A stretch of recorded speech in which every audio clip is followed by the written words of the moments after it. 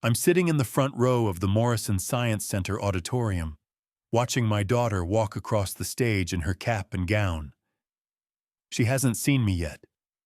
Her eyes are scanning the crowd, that nervous smile on her face, looking for her father and stepmother, looking for the people she actually invited. What she doesn't know, what none of them know, is that the building she's graduating in, the one with the soaring glass atrium and the state-of-the-art laboratories, the one that cost $47 million to build, I paid for it. Every brick, every window, every seat in this auditorium, including the one I'm sitting in right now, the one her stepmother Victoria is supposed to be occupying. I watch Olivia's smile falter as she spots the empty seats in row 7. Her father's seats. The seats I arranged to be mysteriously double-booked this morning. That's when her eyes drift down to row 1. To me. To the woman she banned from this moment 3 weeks ago. To the mother she told, and I quote, "You're not part of my real family anymore." The look on her face right now, that mixture of shock and fury and absolute confusion, it's worth every penny of the $47 million. Before I continue, you need to understand something. I didn't do this to be petty.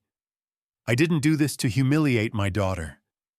I did this because for 22 years, I have been systematically erased from my own family by a man I trusted and a woman who replaced me. And my daughter? She made a choice. Now she gets to live with the consequences of that choice. Dean Harrison is sitting next to me. He's 83 years old, silver-haired, and he's been the head of this university's development board for 30 years. When I called him last Tuesday and asked for a favor, he didn't hesitate. "Margaret," he said, "you've given more to this institution than any living donor. If you want to sit in the front row of a graduation ceremony in a building that bears your family name, you'll sit in the front row."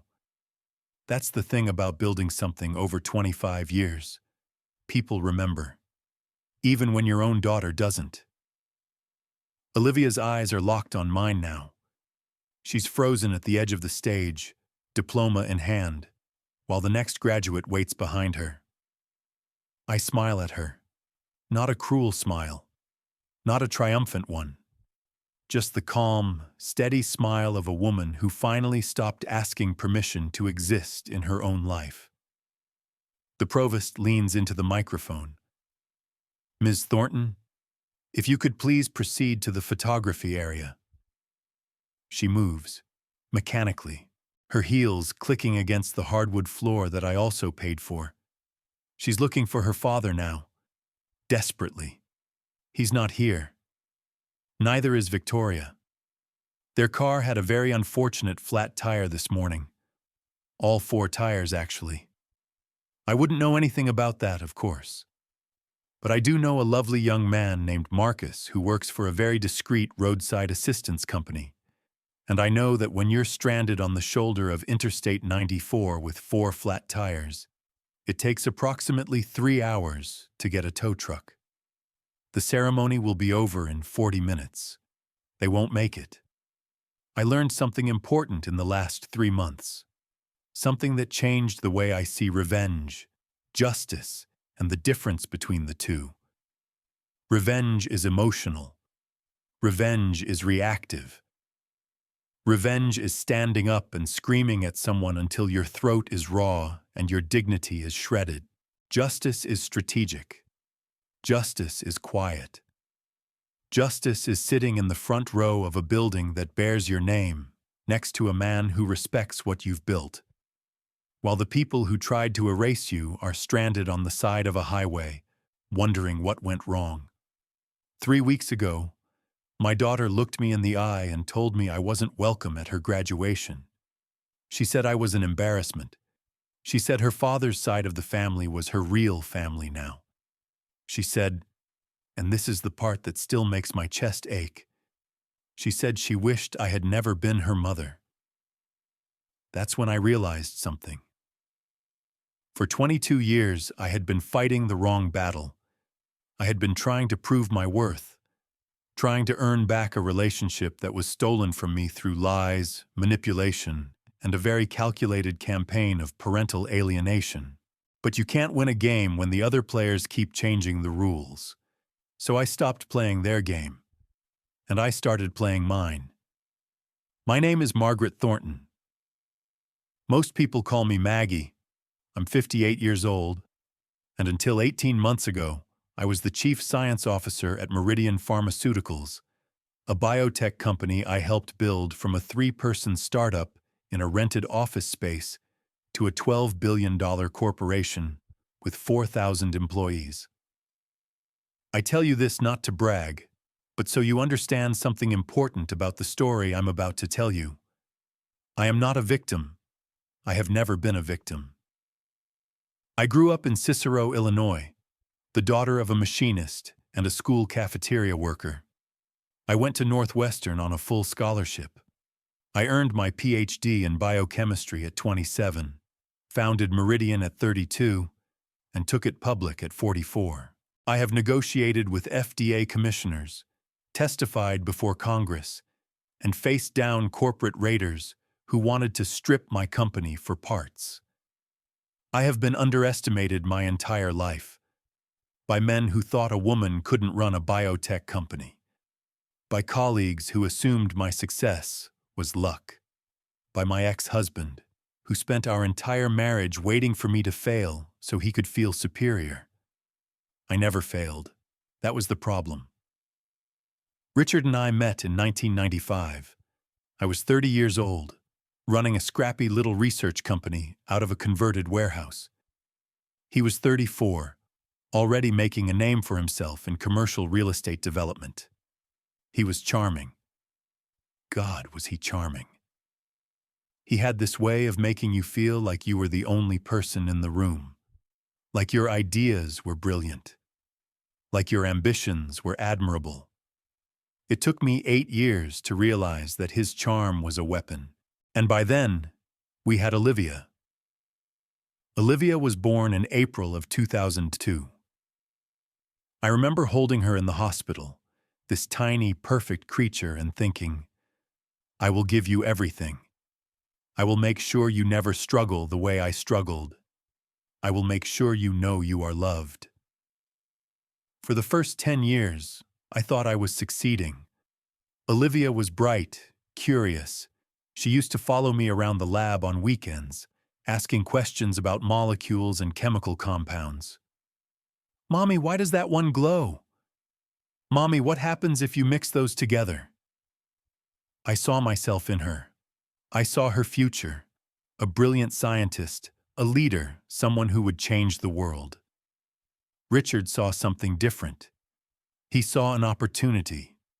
The divorce happened in 2014. Olivia was 12.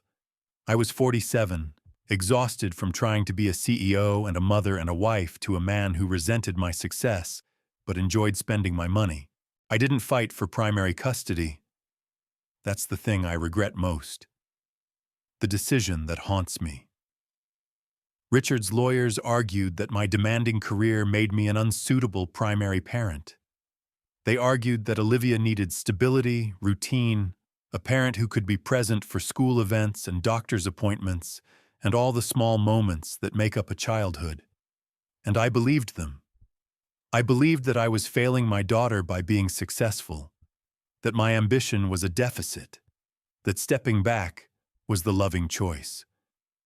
So I agreed to every other weekend custody. I agreed to alternating holidays. I agreed to give Richard the family home and buy a condo closer to work. I told myself it was temporary, that once Olivia was older, she would understand, that once she saw what I was building, not just the company, but the foundation, the scholarships, the research grants, she would be proud. I was wrong. Within 6 months of the divorce, Richard married Victoria. Victoria Langley Thornton, 23 years younger than him. Blonde, beautiful, and sharper than a surgical scalpel. I underestimated her. That was my second mistake. Victoria didn't try to compete with me directly. She was smarter than that. She didn't badmouth me to Olivia. She didn't criticize my parenting or question my choices. She did something far more effective. She erased me. Slowly. Methodically. Over the course of years. Family photos were rehung without me in them. Stories were retold without my name attached. Traditions were invented that didn't include me. And whenever Olivia mentioned me, whenever she talked about a weekend at Mom's house or something I had said, Victoria would go quiet. Just for a moment. Just long enough for Olivia to notice. And then she would smile that perfect smile and say, "That's nice, sweetheart." But the silence said everything. The silence said, "Your mother is a disappointment. Your mother is not quite part of this family. Your mother is something to be tolerated, not celebrated." I didn't see it happening. By the time I did, it was too late. Olivia was 16 when she stopped visiting on weekends. She said she had plans, school events, friends' parties, normal teenage things. I understood. I told her I understood. But then the plans became permanent. And the phone calls became shorter. And the texts became one-word answers. Fine, busy, K, until eventually they stopped altogether.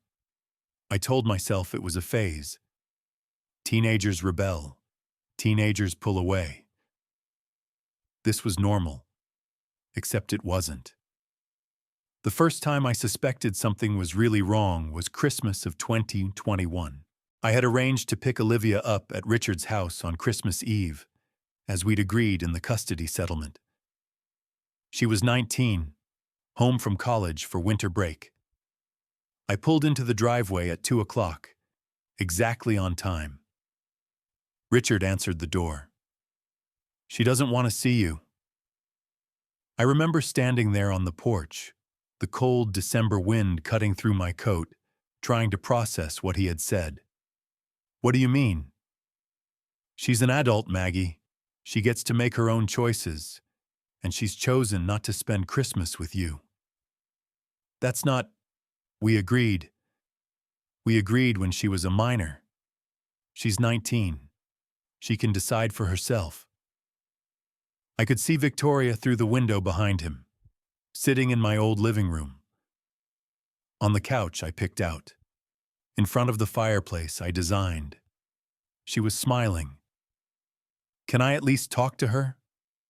Richard shook his head. "She asked me to handle this. She said it would be easier." "Easier for who?" He didn't answer. He just closed the door. I sat in my car for 45 minutes. I called Olivia's phone 17 times. She never answered. The next day, I received a text. From my daughter. From the child I had nursed and rocked and read bedtime stories to. From the little girl who used to crawl into my bed during thunderstorms and whisper, "I love you, Mommy," as she fell asleep. The text said, "Stop calling. I need space. Please respect my boundaries." Boundaries. Like I was a stranger. Like I was someone she needed protection from. I tried everything. I sent letters. They were returned unopened. I sent gifts. They were donated to charity. I know because I saw the thank you note Victoria posted on social media. So grateful for the generous donation from the Thornton family. Happy holidays! I hired a family therapist who specialized in parental alienation. She explained gently that without Olivia's cooperation, there was nothing to be done. "Your daughter is an adult," she said. "She has the right to refuse a relationship. But she's being manipulated." That may be true, but legally there's no remedy. Morally, all you can do is keep the door open and hope she walks through it someday. Keep the door open. I kept the door open for 3 years. I kept it open while Victoria posted photos of family dinners that didn't include me. while Richard walked Olivia to her college orientation, while my daughter built an entire life that I was excluded from. I kept the door open until 3 months ago. That's when I received the graduation invitation. Not addressed to me. Addressed to the woman who lives in the condo next door.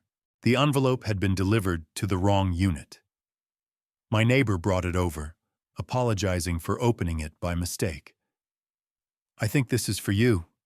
It says Thornton. I looked at the invitation. Embossed cream cardstock. Gold lettering.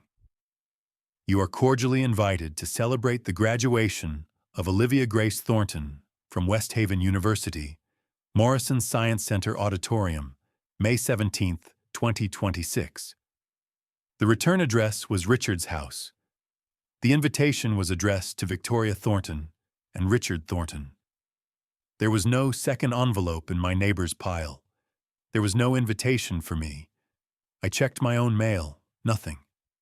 I checked my email, nothing. I called the registrar's office and asked if graduation invitations had been sent. Yes, ma'am. They were mailed 2 weeks ago. Each student receives 6 complimentary invitations. 6 invitations. And I didn't get one. I stayed calm. I needed proof. So I called Olivia. For the first time in 3 years, she answered. Mom. Not hi, Mom. Not hello, Mom. Just Mom, like a diagnosis. Hi, sweetheart. I was wondering about graduation. I'd love to come see you. I'm not sending you an invitation. The words hit me like a slap. I'm sorry? I thought about it. Dad and Victoria think it's best if this is just for immediate family. I am your immediate family. I'm your mother. There was a pause. You're not really part of our family, Mom. You haven't been for a long time. Olivia, I don't want you there. It would be awkward for everyone. Victoria's family is coming and they don't know you. And it would be embarrassing. Embarrassing. My daughter thought my presence at her graduation would be embarrassing. I paid for your education, I said, and I immediately regretted it.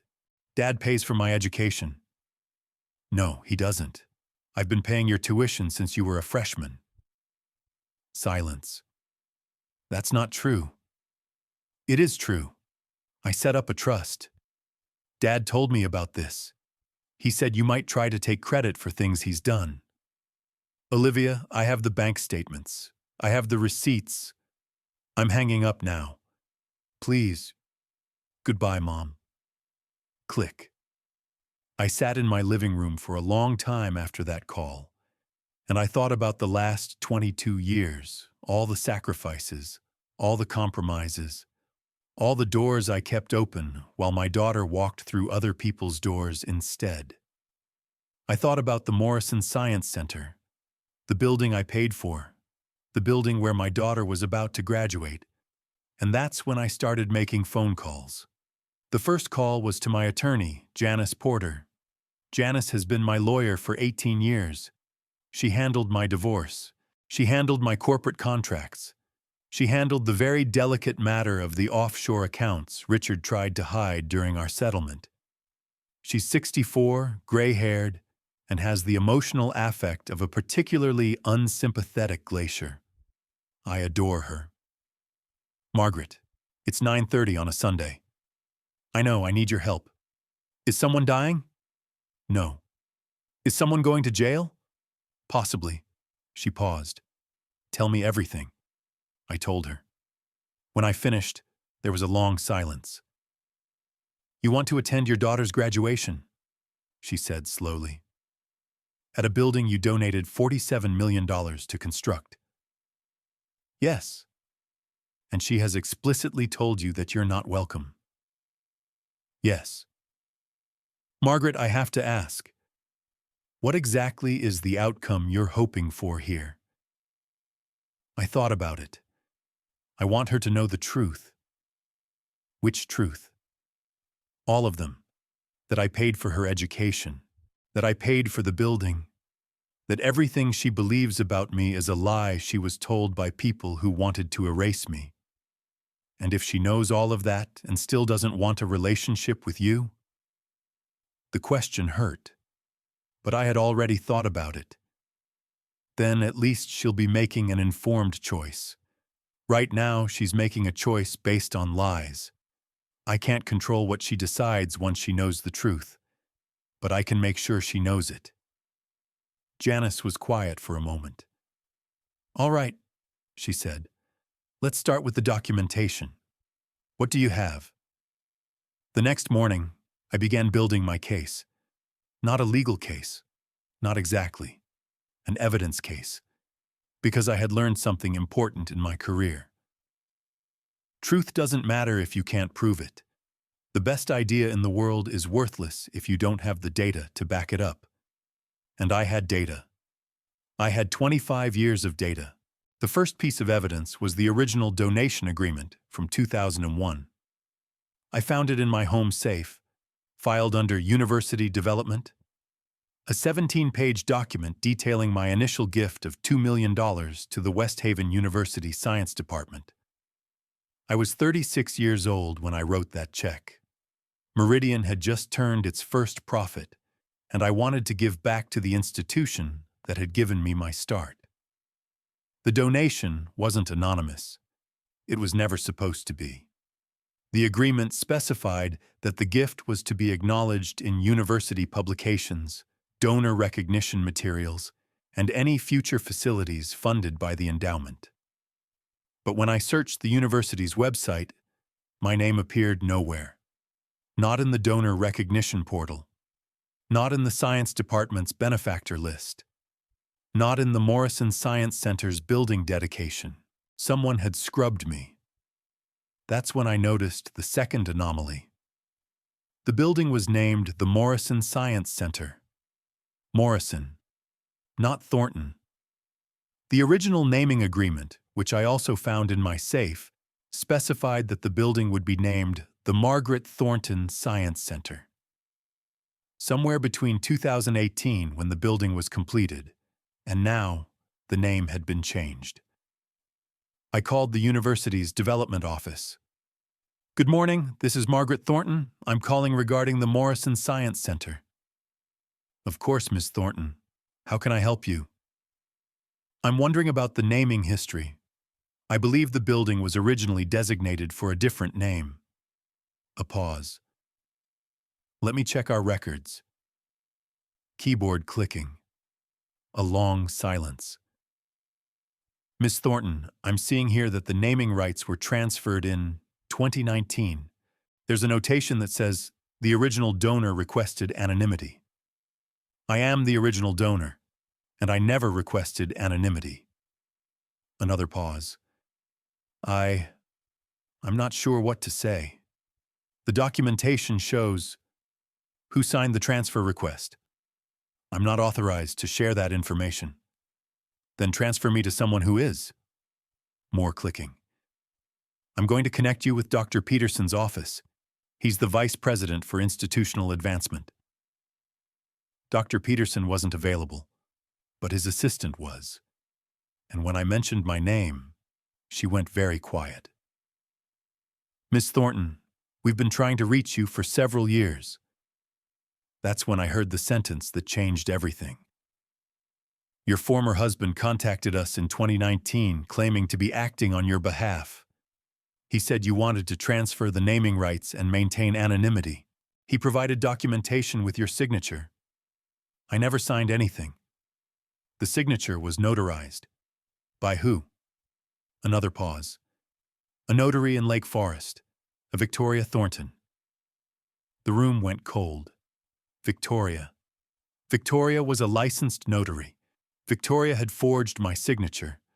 Victoria had stolen my legacy and given it to someone named Morrison. Who was Morrison? I found out 2 days later. Harold Morrison was Victoria's maiden name uncle.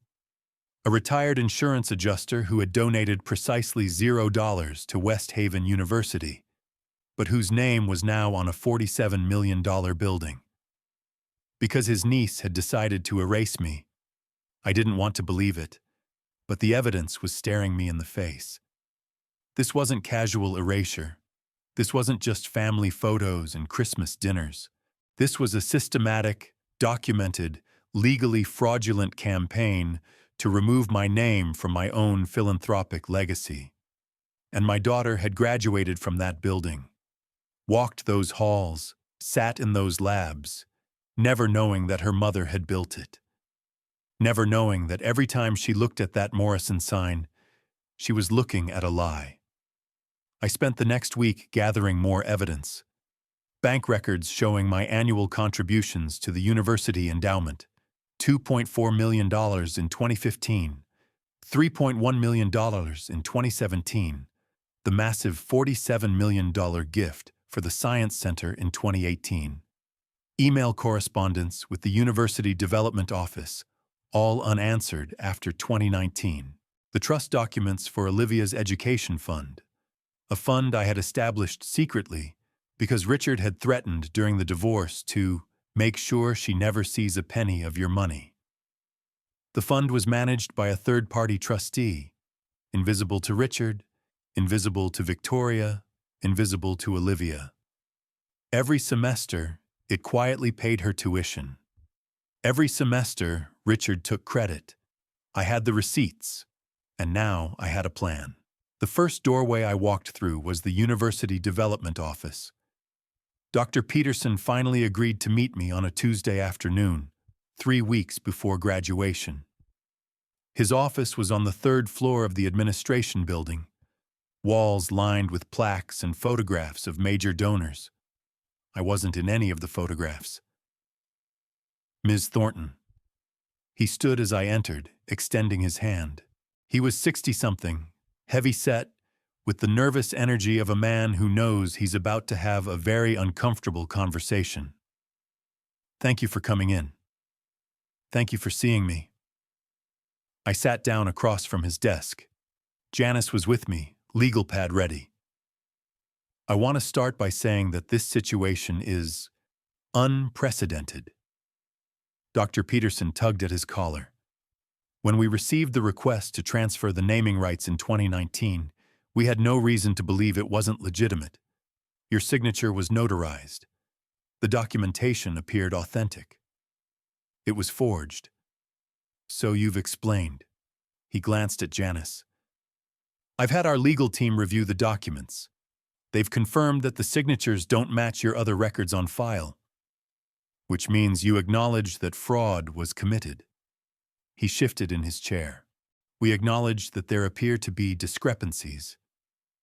Fraud, Janice said flatly. Let's be precise, Dr. Peterson. Someone forged our client's signature on legal documents, had those documents falsely notarized, and used them to transfer naming rights worth millions of dollars. That's fraud. It's also identity theft, possibly grand larceny, depending on how we calculate the value of the naming rights. Dr. Peterson's face went pale. What would you like us to do? I leaned forward. I want 3 things. First, I want the building's name restored to the Margaret Thornton Science Center. Immediately, before graduation. That might be difficult on such short notice. The signage is removable. I checked. Morrison is on a banner, not engraved in stone. He blinked. How did you? I had someone look at it. Janice suppressed a smile. Second, I continued, I want full access to all documentation related to my donations, including any correspondence with my former husband or his wife. Every email, every memo, every phone log. Dr. Peterson nodded slowly. We can provide that. Third, I want 2 seats at graduation. Front row, in the Morrison Science Center. I'm afraid those seats are already assigned. Then unassign them. Miss Thornton. Dr. Peterson. I kept my voice steady. Over the past 25 years, I have donated more than $70 million to this institution. I funded the Science Center. I funded the Biochemistry Endowment. I funded 6 full-ride scholarships for first-generation college students. I paused. My daughter is graduating from this university in 3 weeks. She didn't invite me because she's been told lies about me for years. Lies that you, inadvertently, helped perpetuate by allowing my name to be erased from this building. I let that sink in. I'm not asking for preferential treatment. I'm asking for the courtesy that any major donor would receive. 2 seats at a public ceremony. In a building I built. Dr. Peterson looked at Janice. Janice looked back at him. I assume, she said, that the university's board of trustees would be interested to learn how a fraudulent naming transfer went undetected for 6 years. He swallowed. I'll arrange the seats. I stood to leave. One more thing. I turned back. I'd like to meet with Dean Harrison before graduation, privately. Dean Harrison is retired. I know, but he's still on the development board, and he's still the one who accepted my original donation in 2001. He signed the naming agreement personally. Dr. Peterson nodded. I'll reach out to him. Thank you. As we walked out, Janice leaned close to my ear. That was impressive. I've negotiated FDA approvals. University administrators are easy, she laughed. But the truth was, I didn't feel triumphant. I felt like I was just getting started. The documentation arrived 3 days later. 1,800 pages. Emails, memos, meeting minutes, phone logs, and donor correspondence spanning 25 years. I spent a weekend reading through every page, and what I found made my stomach drop. The campaign to erase me had started earlier than I thought. Much earlier. The first email was from 2016, 2 years after the divorce. It was from Richard to the university's director of development, a woman named Sandra Chen, who had since retired. From richard.thorntondev.com to shenwesthaven.edu. Subject: Donation Coordination. Sandra, as we discussed on the phone, my ex-wife Margaret has significant mental health challenges that have impacted our family. While she has been a generous donor in the past, I'm concerned about her current stability and judgment. Going forward, I'd like to coordinate all family giving through my office. This will ensure consistency and prevent any confusion. I'm also making arrangements for my daughter Olivia's future education at West Haven. We're hoping she'll be a 4th-generation student. My grandmother attended in the 1940s, and I'd like to discuss naming opportunities. Best Richard Thornton mental health challenges. That was the phrase he used. The same phrase he used during the custody hearings. The same phrase Victoria used when she told Olivia's therapist that her mother was unstable. The same phrase that had been whispered behind my back for a decade. It was a lie. I have never had a mental health diagnosis. I have never been hospitalized, treated, or medicated for any psychological condition.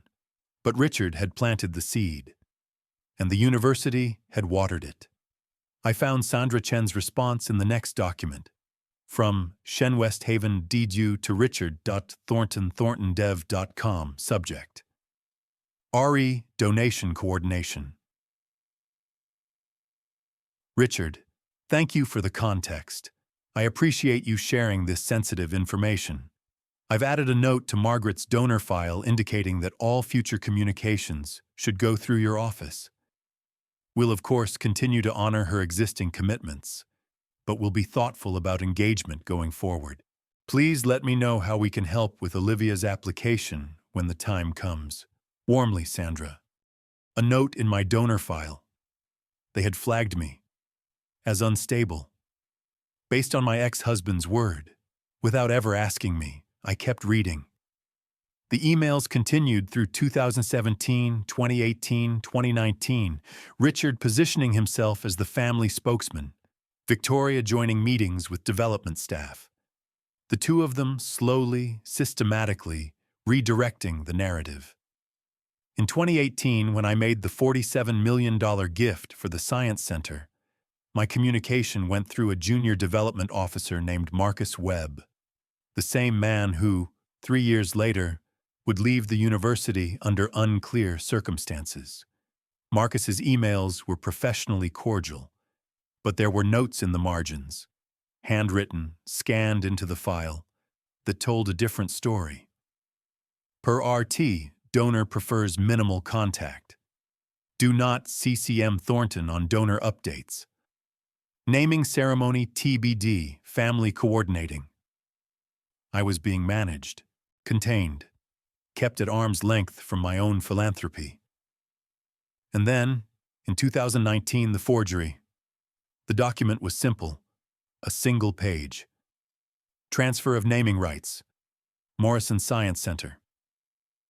It stated that I, Margaret Thornton, was requesting that the building named in my honor be redesignated in honor of Harold Morrison, a longtime friend of the university. My signature was at the bottom. It was a good forgery. Not perfect. The M was slightly wrong, the tail of the T too short, but good enough to fool someone who wasn't looking closely. And next to my signature was Victoria's notary stamp. Victoria had forged my signature and then notarized her own forgery. The audacity took my breath away, but it also gave me something important. Proof. Documented, time-stamped, legally actionable proof. I stayed calm. I needed more. The next doorway was Olivia's education fund. I hadn't accessed the trust documents in years. The fund was managed by a financial advisor named Charlotte Webb, no relation to Marcus, and I had given her full discretion to handle distributions. I called her on a Monday morning. "Margaret, it's been ages. How are you?" "Complicated. I need to see the fund documentation for Olivia's education expenses." "Of course. Everything's in order. We just made the final tuition payment last semester. She's graduating with zero debt, which is wonderful." "I know, but I need the full paper trail. Every payment, every receipt, every statement from 2019 onward." Charlotte paused. "Is something wrong?" "I'm not sure yet. That's what I'm trying to find out." The documents arrived by secure email that afternoon. I printed them out and spread them across my dining room table. 4 years of tuition payments. West Haven University's tuition was $62,000 per year. Room and board added another $18,000. Books and fees, another $5,000. Total, $340,000 over 4 years, every penny paid from my trust. But that wasn't what caught my attention. What caught my attention was the payment instructions. The tuition was paid directly to the university. That was standard. But the room and board, the living expenses, those went to a separate account, an account I hadn't authorized. "Charlotte, what is this?" I called her back, document in hand. "There's a secondary disbursement here. $20,000 quarterly to an account number I don't recognize." Silence on the line. "Charlotte?" "Margaret, I assumed you knew." "Knew what?" "In 2020, I received instructions to add a secondary disbursement for Olivia's living expenses. The instructions came from your attorney's office. I never authorized that. The signature matched your previous authorizations. I confirmed with the attorney's office." "Which attorney?" More silence. "Gerald Hastings, Thornton Family Law." Gerald Hastings, Richard's attorney. The man who had represented him in the divorce. The man who had argued that I was too focused on my career to be a good mother. Richard's attorney had forged instructions to redirect money from my trust, money meant for my daughter's education, into an account I couldn't trace. "Where did the money go, Charlotte?" I would need to pull the account records." "Pull them. Now." It took 3 days. But when the records arrived, the picture finally became clear. The secondary account was in Victoria's name. Every quarter for 4 years, $20,000 had been transferred from my trust into Victoria's personal checking account. $320,000 total. While my daughter was told that her father was paying for her education, while my daughter was told that I had abandoned her, while my daughter was told that I was embarrassed to be associated with her family. Victoria had been stealing from me the entire time. The next morning, something was different. I woke up angry. Not the helpless, frustrated anger I had felt for years. Cold anger. Calculated anger. The kind of anger that builds corporations and wins regulatory battles and brings down people who think they can take what isn't theirs. They thought I was finished. I wasn't. Dean Harrison lived in a Tudor-style house in Evanston, 20 minutes north of the university. He met me at the door himself, 83 years old, white-haired, walking with a cane but sharp-eyed as ever. Margaret Thornton. My God, it's been years. It has. Thank you for seeing me. Seeing you. I've been trying to reach you for the better part of a decade. He ushered me inside. Tea? Coffee? Something stronger? Tea is fine. We sat in his study, surrounded by books and university memorabilia. A photograph on his desk showed him at the Morrison Science Center's ribbon-cutting ceremony. I was not in the photograph. I assume you're here about the building, he said, pouring tea from a ceramic pot. Among other things. I tried to stop them, you know. When the renaming request came through, I told the board it didn't feel right. You had been so particular about the naming, so proud. It didn't make sense that you'd suddenly want anonymity. Why didn't anyone call me directly? Dean Harrison's expression darkened. We tried, multiple times, but the numbers we had were disconnected. The emails bounced. Your attorney's office, the one on file, said you were unreachable. My attorney's office? Gerald Hastings. The name again. Dean Harrison, Gerald Hastings was never my attorney. He represented my ex-husband in our divorce. The old man's face went pale. Then who? Exactly. He set down his teacup with a trembling hand. Margaret, I'm so sorry. If I had known... You couldn't have known. They were very careful. I pulled out a folder from my bag and set it on the table between us. This is what they did. 1,800 pages of documentation, forged signatures, redirected communications, embezzled funds, a systematic campaign to erase me from my own philanthropy and alienate me from my daughter. He opened the folder, read the first few pages, his face hardened. This is criminal. Yes. What do you want me to do? I leaned forward. I want you to sit next to me at graduation. He looked up. I want my daughter to see that the people who matter, the people who built this institution, know exactly who I am. I want her to look at that building and finally understand where it came from. And after that? After that, I want to give her a choice, a real choice, based on real information. If she still wants nothing to do with me after she knows the truth, I'll accept it. But she deserves to make that choice herself. Dean Harrison nodded slowly. I'll do more than sit next to you, Margaret. I'll introduce you. What do you mean? The commencement ceremony includes a recognition segment for major donors. It was supposed to be Harold Morrison this year. He smiled grimly. I'll have a word with the provost. That's when I realized this was bigger than just me. This wasn't drama. This was a scheme. A scheme to steal money, steal legacy, steal family, all while maintaining a perfect public facade.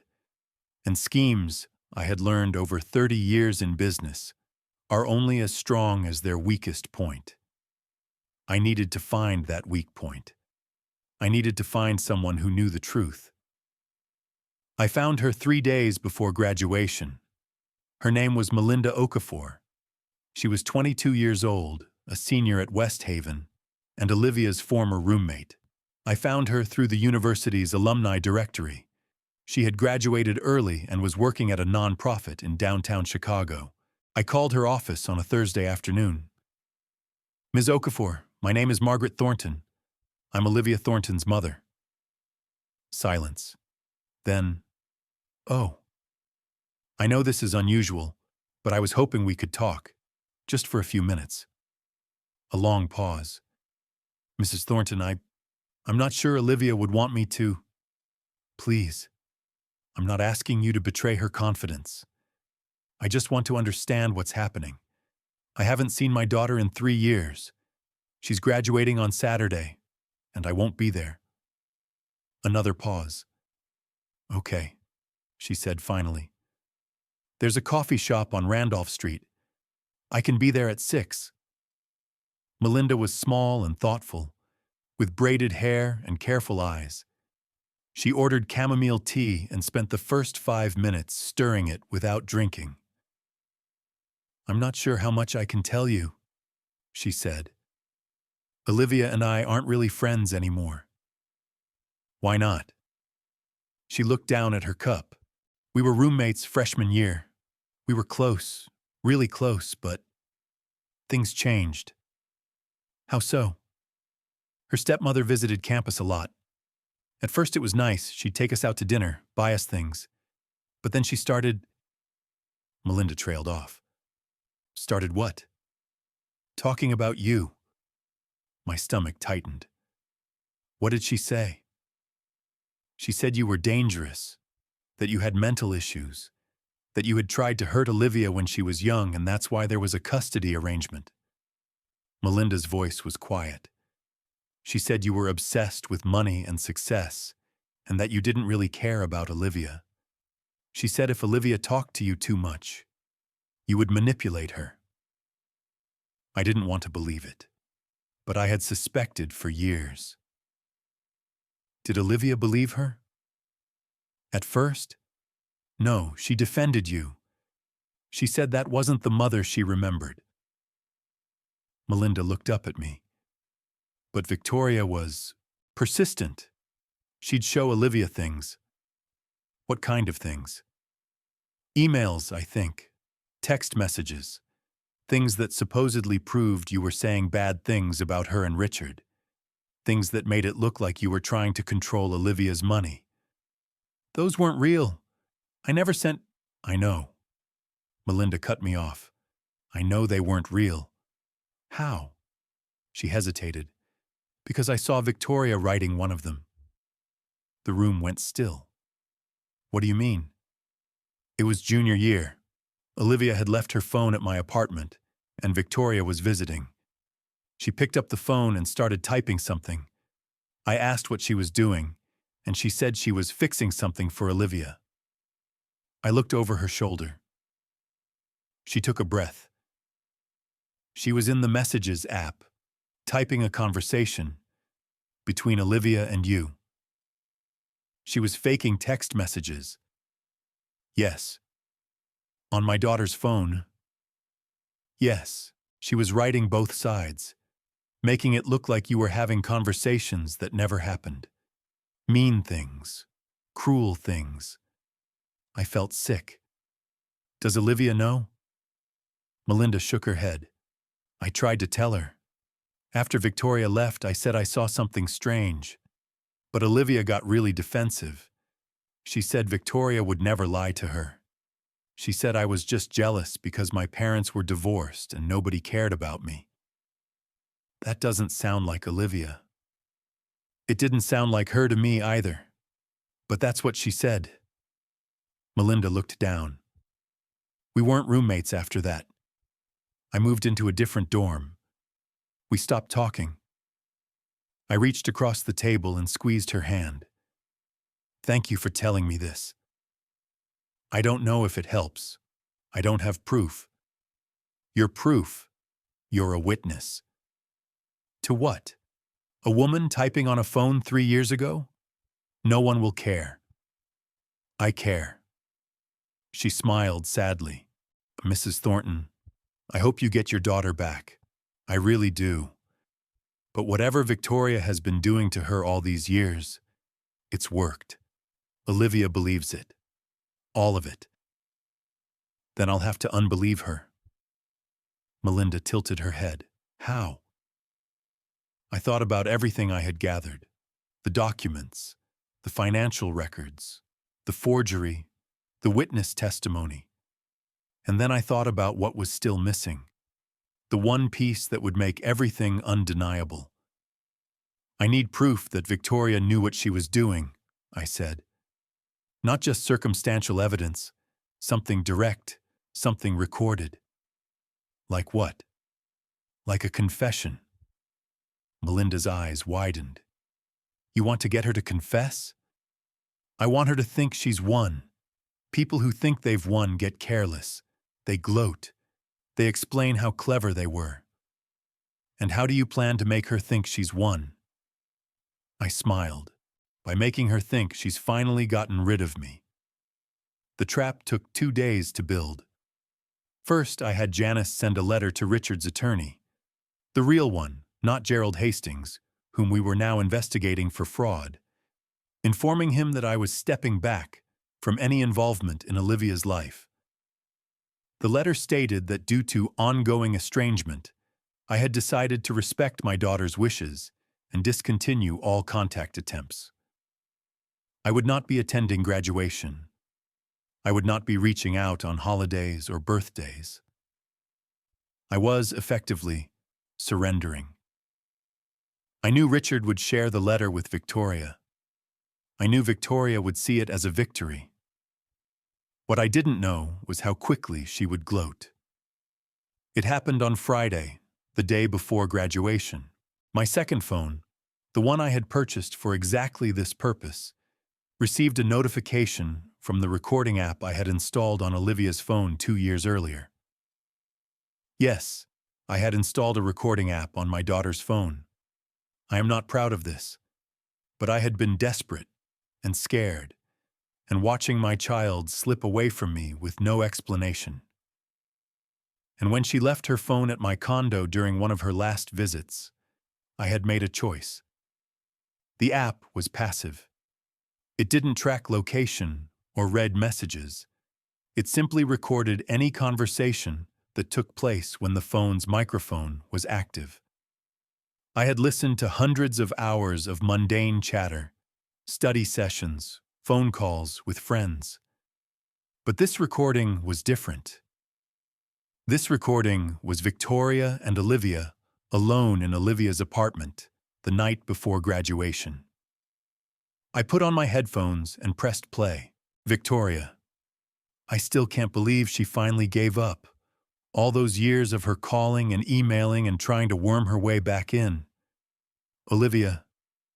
She was always so dramatic about it. Like she actually cared. Victoria. She cared about looking like she cared. That's different. Your mother never put you first.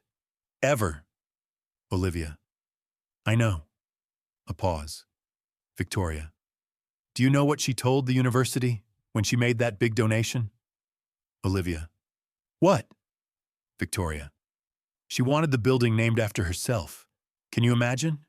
The Margaret Thornton Science Center, like she was some kind of hero. Olivia. That's so narcissistic. Victoria. I thought so too. That's why I fixed it. Silence. Olivia. What do you mean you fixed it? Victoria. I convinced the university to change the name. They needed someone to sign off on it, so I handled the paperwork. Olivia. How could you sign off on it? It was her donation. A longer pause. Victoria. I signed her name, sweetie. I'm a notary. It wasn't difficult. Olivia. You forged her signature? Victoria. I corrected her mistake. She didn't deserve to have her name on that building. Not after what she did to your father. Not after what she did to you. Olivia. But isn't that illegal? Victoria. Nobody got hurt. The building is still there. The donation still happened. The only difference is that my Uncle Harold's name is on it instead of hers. It's justice, really. She took so much from this family.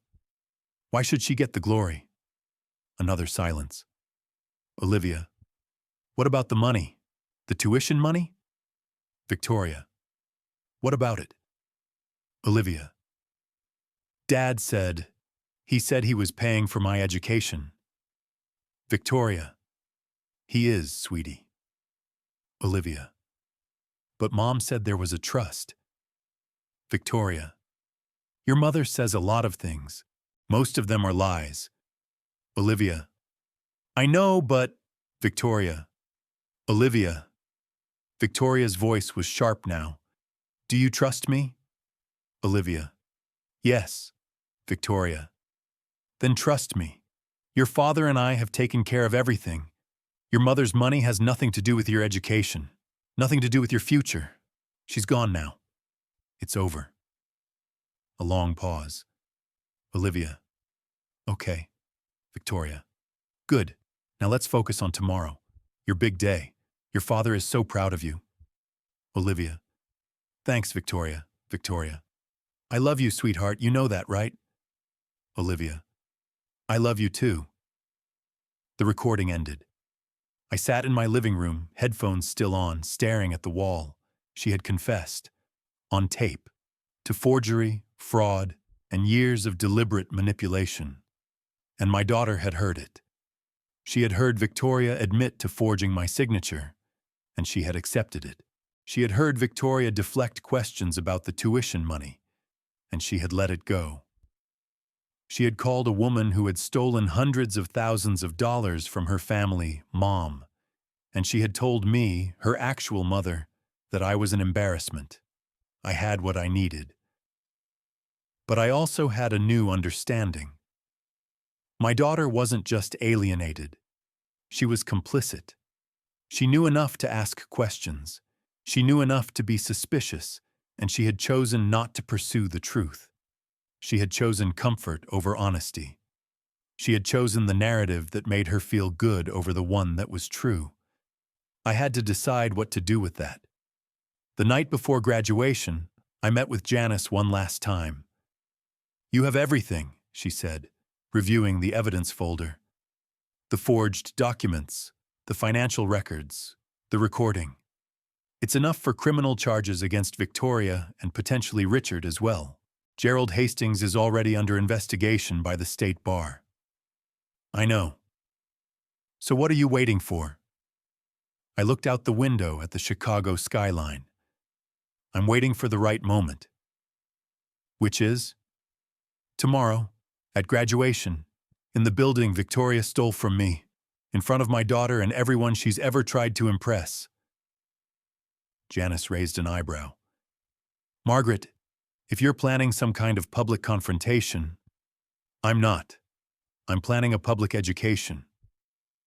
There's a difference. The difference is that I'm not going to yell. I'm not going to scream. I'm not going to make a scene. I turned to face her. I'm going to sit in the front row of my building, next to the dean who helped me build it, and I'm going to let the truth speak for itself. And then I'm going to give my daughter every piece of evidence I've gathered and let her decide what she wants to do with it. And if she decides to do nothing, then she decides to do nothing. But she'll do it with full knowledge of who I am and who they are. She'll do it knowing that I was never the villain they made me out to be. Janice was quiet for a moment. You're remarkably calm about all of this. I've spent 3 years being emotional, being desperate, being the hysterical ex-wife they wanted me to be. It didn't work. I picked up my bag. So now I'm being something else. What's that? Patient, strategic, and very, very prepared. Graduation day. I woke at 5 a.m., not from nerves, from readiness. I showered, dressed carefully, A charcoal gray dress, conservative but elegant, pearl earrings my mother had given me, minimal makeup. I wanted to look exactly like what I was. A successful, composed woman who had nothing to prove and nothing to hide.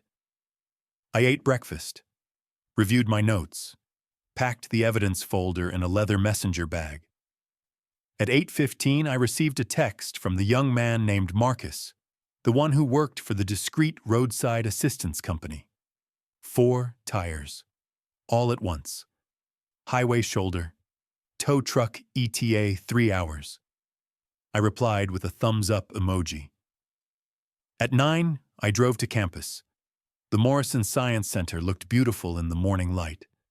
Glass and steel, 3 stories tall, a testament to modern scientific research and the power of philanthropic investment. My investment, my building, even if no one knew it yet. I parked in the visitor lot and walked to the main entrance. Dr. Peterson was waiting for me, nervous as ever. Miss Thornton, the signage. What about it? We didn't have time to fully replace it before the ceremony, but we've added a second banner. The Margaret Thornton Science Center. It's hanging next to the Morrison banner. I smiled. That's fine. For now. Dean Harrison was waiting inside, dressed in his ceremonial robes. He embraced me warmly. Margaret, are you ready? I've been ready for 3 years. Then let's take our seats. The auditorium was filling up. Families streamed in. Mothers, fathers, grandparents, siblings, cameras flashing, proud smiles, the energy of celebration. I walked down the center aisle with Dean Harrison at my side. People recognized him, heads turned, whispers started. Is that Dean Harrison? Who's he with? I don't recognize her. We reached the front row. 2 seats reserved with small brass plaques. Guest of honor. I sat down.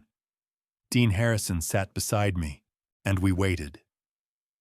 The ceremony began at 10 a.m. sharp. The provost welcomed everyone. The president gave a speech about new beginnings and bright futures. A student speaker talked about resilience and community. I barely heard any of it. My eyes were on the graduates, filing in through the side door. Olivia was in the 3rd row, cap and gown, honors cord around her neck. She looked beautiful. My mother's cheekbones, Richard's height, and something entirely her own. She was scanning the audience, looking for her father, looking for Victoria. I watched her expression shift as she found their seats. Row 7, center section, empty. She looked again, still empty. I saw confusion, concern, the beginning of panic. She pulled out her phone, typed something quickly, held it to her ear. No answer. She tried again. Nothing. The graduates were asked to sit. Olivia sat mechanically, still clutching her phone, still staring at those empty seats. Then her eyes drifted down to row 1, to me, to the mother she had banned from this moment. Our eyes met. I didn't wave, I didn't smile, I didn't gloat. I simply held her gaze. And then I turned my attention back to the stage.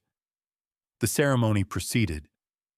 Graduate after graduate crossed the stage, shook hands with the dean, collected their diploma, posed for a photo. Olivia's section was called. She walked across the stage in a daze.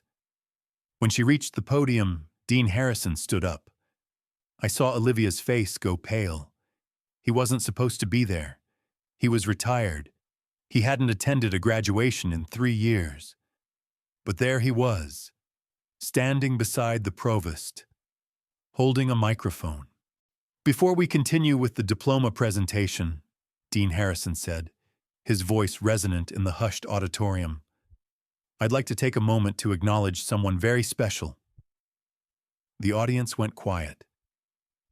25 years ago, a young woman made her first donation to this university. $2 million to the biochemistry department to fund research that would eventually lead to breakthroughs in cancer treatment. I felt every eye in the room shifting toward me. Over the years, that woman continued to give, generously, quietly, without seeking recognition or glory. Dean Harrison paused. In 2018, she made the single largest donation in our institution's history, $47 million to construct this building, the building we're standing in right now. Murmurs rippled through the crowd. The building was supposed to bear her name, but due to circumstances that are now being investigated by the appropriate authorities, her name was removed without her knowledge or consent. I could see Olivia's face, the confusion, the disbelief. Today, we correct that error. Dean Harrison gestured toward the back of the auditorium. I turned. Through the glass walls, I could see workers on ladders. They were removing the Morrison Science Center banner. In its place, they unfurled a new one. The Margaret Thornton Science Center. In bold letters, gold on white. My name, my legacy, finally restored. Dean Harrison turned back to the audience. I'd like to ask the true benefactor of this building to stand. I stood. Every head in the room turned toward me. 1,000 people staring at a woman most of them had never heard of. Margaret Thornton, Dean Harrison said, on behalf of West Haven University, I want to thank you for your generosity, your vision, and your unwavering commitment to education. This building and the research it enables will benefit generations of students for decades to come. Applause, thunderous applause. I stood there accepting it, feeling 30 years of hard work finally acknowledged in the space where it mattered most. And then I looked at my daughter.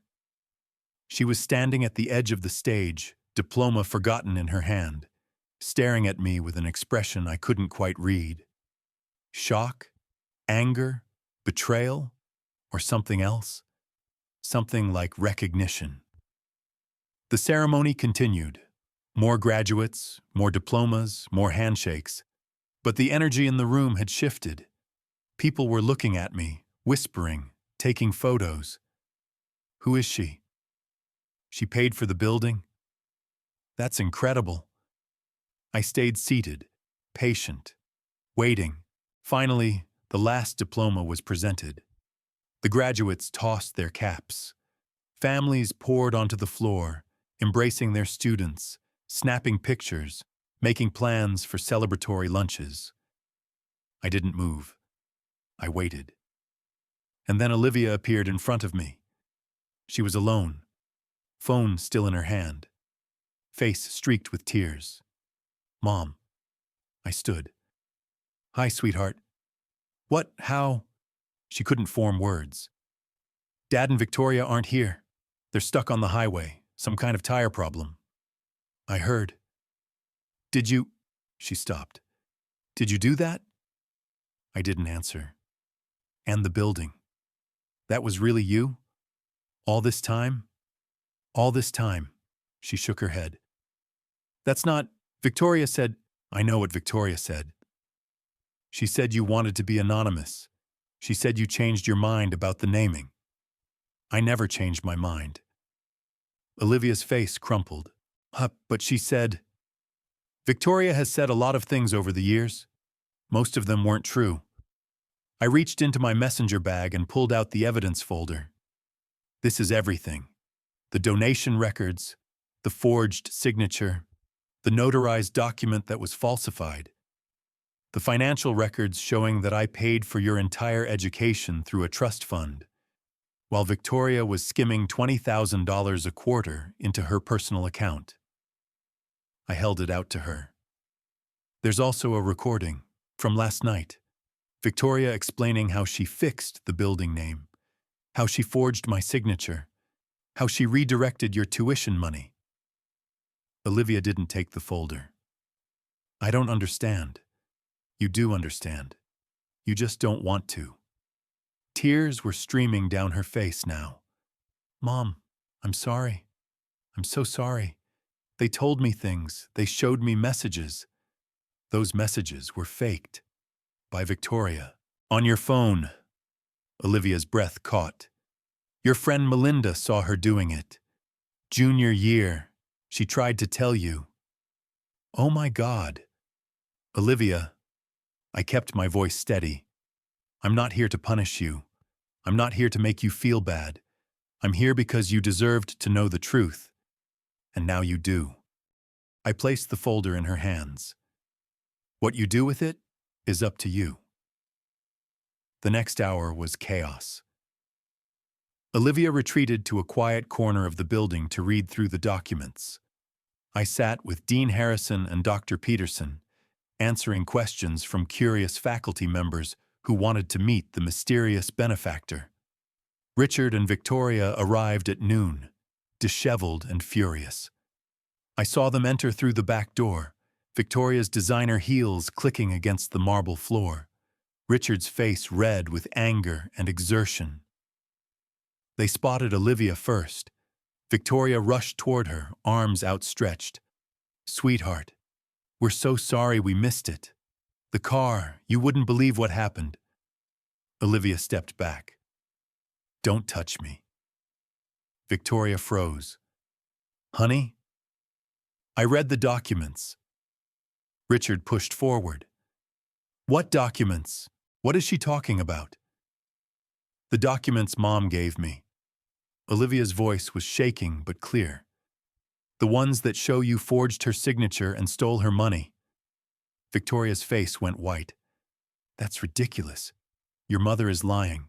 She's always been... I heard you. Silence. Last night, you told me you signed her name. You told me you fixed the building. You admitted to forgery. On a recording.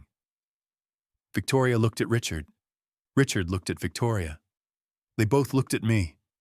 I was standing now, a few feet away, watching. Margaret, Richard said, his voice tight with barely contained rage. Whatever you think you're doing here, I'm not doing anything, Richard. I'm just providing information. This is harassment. This is evidence. I cut him off. Evidence of fraud, forgery, and embezzlement. Evidence that will be turned over to the state attorney's office on Monday morning. Victoria let out a strangled sound. You can't. I can, and I will. I turned to Olivia. Unless. Everyone went still. Unless what? Richard demanded. I kept my eyes on my daughter. Unless Olivia asks me not to. Olivia stared at me. What? This is your family. Your decision. If you want me to destroy that evidence and walk away, I will. If you want to keep them in your life, knowing what they've done, that's your choice. Mom, I mean it, Olivia. I'm not trying to destroy your relationship with your father. I'm not trying to punish you for the choices you made when you were being lied to. I just wanted you to know the truth. I reached out and touched her face. Now you do. Olivia closed her eyes. I could see the war happening inside her. The loyalty she had felt to Richard and Victoria. The shame of what she had said to me. The fear of what came next. When she opened her eyes, they were clear. I don't want you to destroy the evidence, Victoria gasped. Richard stepped forward. Olivia. No, Dad. Olivia's voice was firm. You lied to me, both of you, for years. You made me hate my own mother. You stole her money. You stole her name. She turned to Victoria. You forged documents. You faked messages. You manipulated me into thinking I couldn't trust the one person who actually had my back. Victoria's face contorted. Everything I did was for this family. You're not my family. The words hung in the air. Victoria's mask finally cracked. After everything I've done for you, the clothes, the trips, the connections, I made you, Olivia. I made you into someone worth knowing. You made me into someone who abandons her mother. Victoria opened her mouth to respond. Don't, Olivia said. I don't want to hear it. I don't want to hear anything from either of you. She turned to me. Mom, can we go? Please? I held out my hand. She took it. We walked out of the Morrison Science Center, no, the Margaret Thornton Science Center, together. Behind us, I could hear Richard shouting, Victoria sobbing. University security politely but firmly escorting them toward the exit. But I didn't look back. I had spent 3 years looking back. It was time to look forward. We drove to a diner 30 minutes from campus. Not a fancy restaurant, not a celebration-worthy venue, just a diner with vinyl booths and coffee that tasted like it had been brewed in the 1970s. We sat across from each other, my daughter and I, and we talked. Really talked. For the first time in years. When did you know? Olivia asked. That they were lying? I suspected for a long time, but I didn't have proof until 3 months ago. When I told you not to come to graduation. Yes. She looked down at her coffee. I'm so sorry, Mom. All those years? Don't. I reached across the table and took her hands. You were a child, a teenager. You trusted the adults in your life, and they betrayed that trust. That's not your fault. But I said such terrible things to you. I called you an embarrassment. I said I wished you weren't my mother. I know. How can you forgive that? I thought about the question. Because you're my daughter, and because I understand now what you were going through. You weren't rejecting me. You were rejecting the version of me they created. A fictional character named Margaret Thornton, who was selfish and cold and didn't care about her family. But that's not who you are. No, it isn't. She was crying again. I should have known. I should have seen through it. How? They were professionals, Olivia. Richard has been manipulating people his entire career. Victoria is, honestly, Victoria might be the most accomplished liar I've ever encountered. They were very, very good at what they did. Does that make it okay? No, but it makes it understandable. We sat in silence for a moment. What happens now? Olivia asked. Now? Now I turn the evidence over to the authorities. Victoria will almost certainly face criminal charges. Your father, that's more complicated. He may have been involved or he may have been willfully ignorant. The investigation will determine that. And us? I smiled. Us? We have a lot of catching up to do. Years worth. But we have time. I don't deserve another chance. Everyone deserves a chance to make things right, even people who've made mistakes. She squeezed my hands. I love you, Mom. I felt the words settle into a place in my chest that had been empty for a very long time. I love you too, sweetheart. I never stopped. 3 months later, Victoria was arrested on charges of forgery, fraud, and identity theft.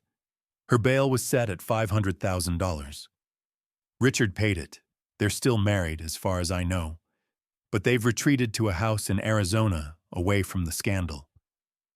Gerald Hastings, the attorney who helped facilitate the fraud, was disbarred.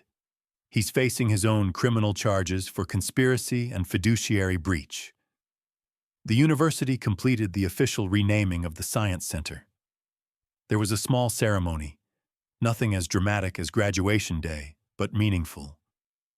Dean Harrison was there, Dr. Peterson was there, and Olivia was there, standing beside me holding my hand as they unveiled the permanent signage.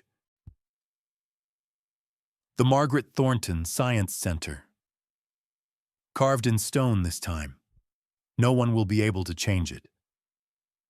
Olivia moved back to Chicago after graduation, She took a job at a nonprofit focused on first-generation college students, the same population I've been funding scholarships for over the past 2 decades. We have dinner every Sunday. Sometimes we talk about the past, about the years we lost, about the manipulation and the lies and the damage that was done. But mostly we talk about the future, about her career, her friends, her apartment with the leaky faucet that I keep offering to have fixed, her dreams for what she wants to build. She's smart, my daughter. She's driven. She reminds me of myself at her age. And for the first time in a very long time, I'm grateful for that. I think about what I learned from this experience, not the practical lessons. Document everything.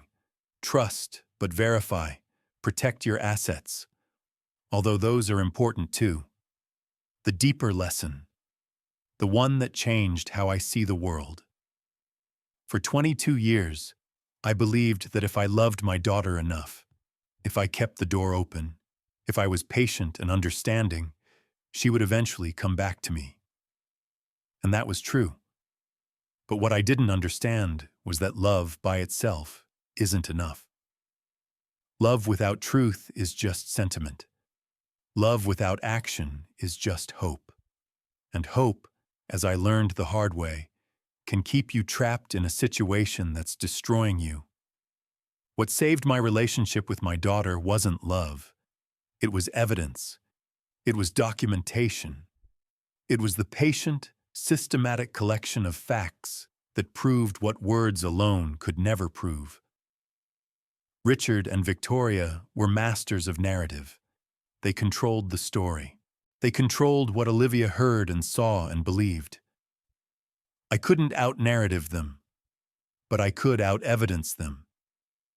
And in the end, that's what mattered. If you're watching this because something similar is happening to you, because someone is being turned against you, erased from your own family, pushed out of relationships you thought were unbreakable, I want to tell you something. Don't despair. Don't give up. But also don't fight on their terms. Fighting on their terms means getting emotional, getting desperate, looking like the crazy, unstable person they've been painting you as. Fighting on your terms means staying calm, gathering evidence, building a case that speaks for itself. It means being patient when you want to scream. It means being strategic when you want to cry. It means playing a long game when everything in you wants an immediate resolution. I know it's hard. I know it feels impossible. But I did it. And you can too. Olivia called me this morning. Mom, I have something to tell you. My heart seized. Old habits die hard. What is it? I got accepted to graduate school, Johns Hopkins, biochemistry. I sat down. Olivia, that's incredible. I know. I wanted to tell you first, before anyone else. Before anyone else. I cried. Not sad tears, not angry tears, just tears. I'm so proud of you, sweetheart. I couldn't have done it without you, Mom. Without everything you've built. Without knowing who I come from. You would have done it anyway. You're too stubborn not to. She laughed. Wonder where I got that from. The Morrison Science Center is gone. The Margaret Thornton Science Center remains.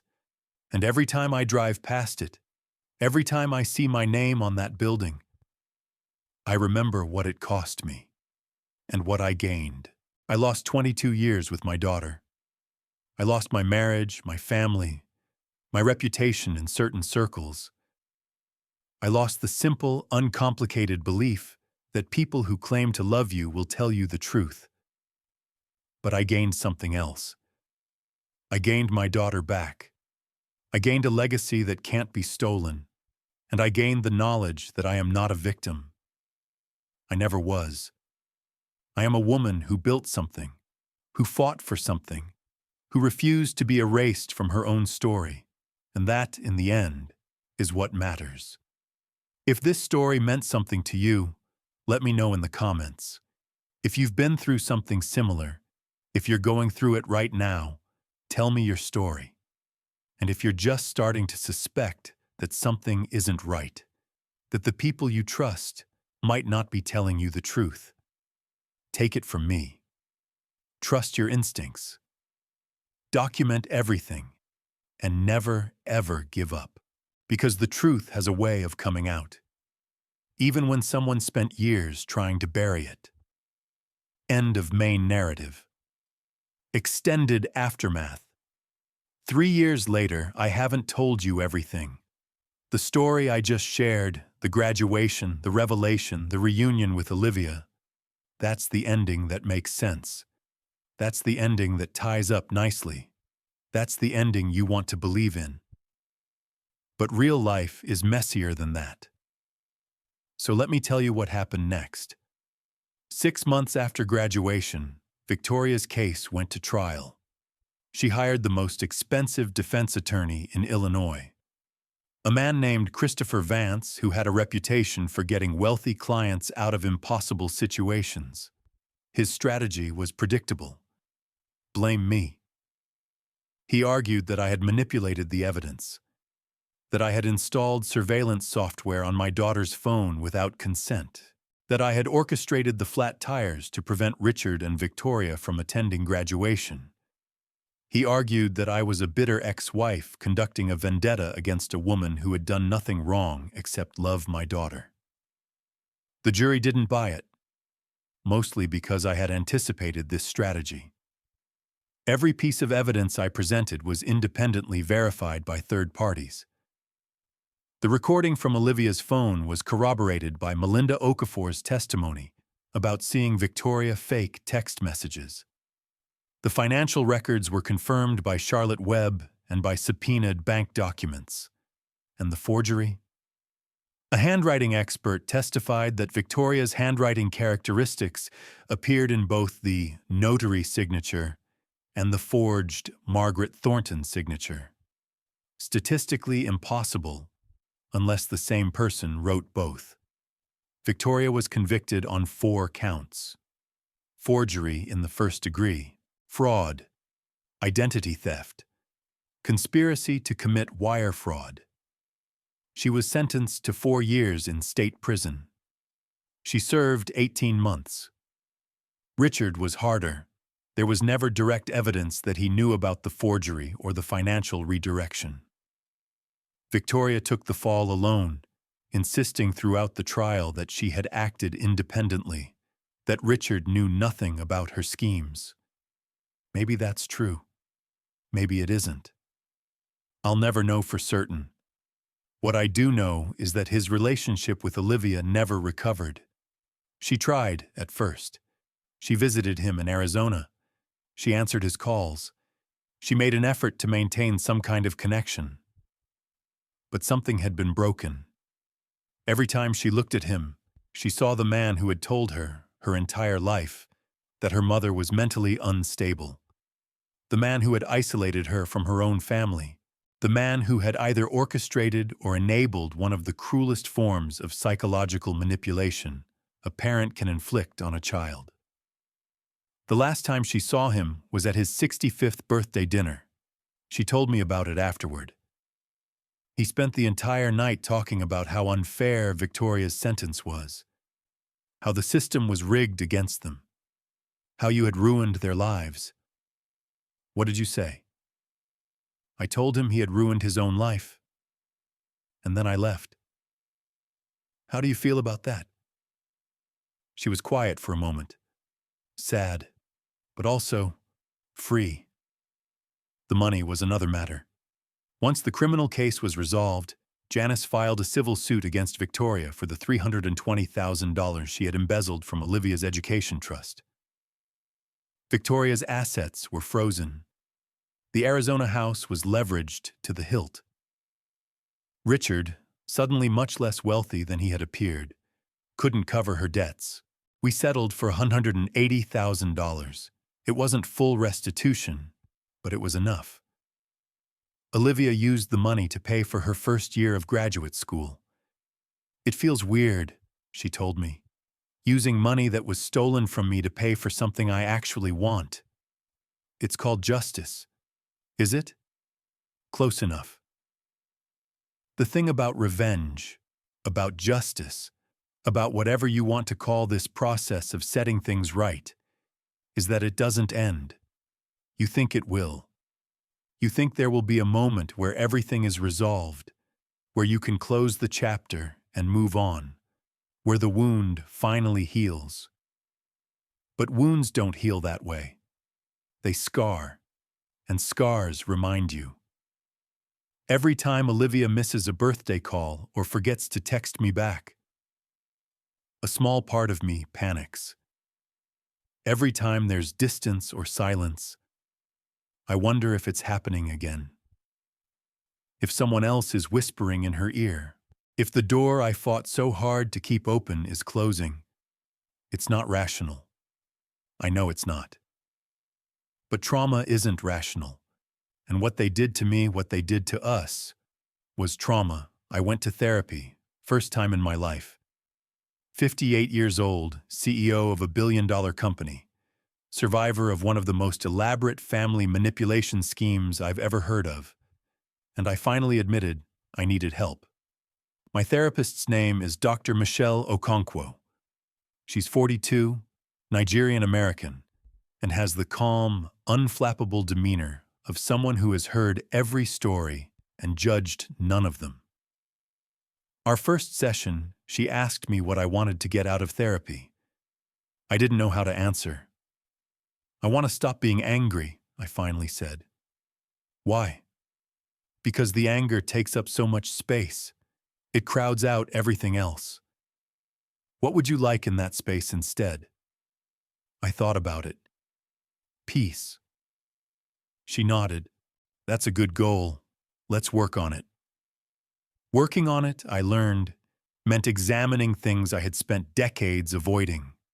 Not just the manipulation, not just the divorce, not just Victoria and Richard and Olivia, everything. My childhood in Cicero, where being smart and ambitious was treated as a defect rather than an asset. My early career, where I had to be twice as good to be taken half as seriously.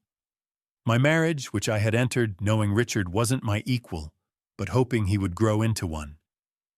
You chose people who couldn't appreciate you, Dr. Okonkwo observed in one session. I didn't choose Victoria. No, but you chose Richard, and Richard chose Victoria. She was right. Richard was charming, yes, but he was also insecure, threatened by success he hadn't earned, resentful of accomplishment that wasn't his. I had seen those qualities from the beginning.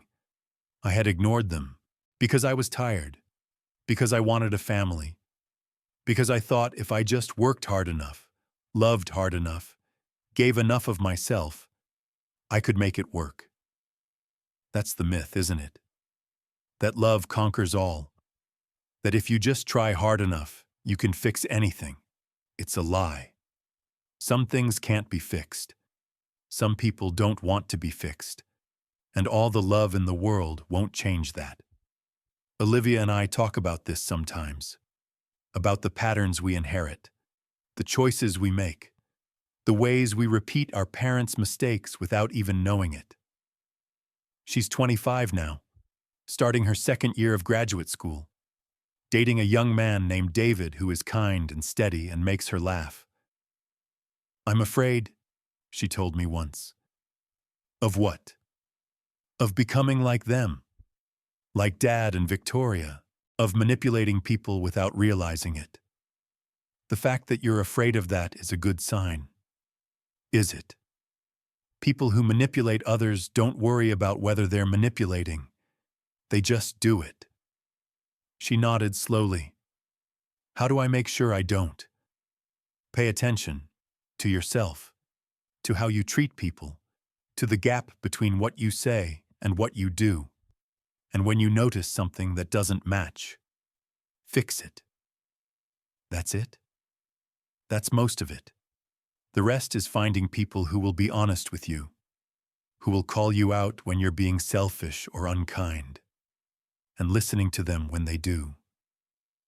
She smiled. Like you? Like me? I retired from Meridian last year. Not because I was tired. Not because I didn't love the work. Because I realized I had spent my entire adult life building something, and I had never stopped to enjoy it. The company is in good hands.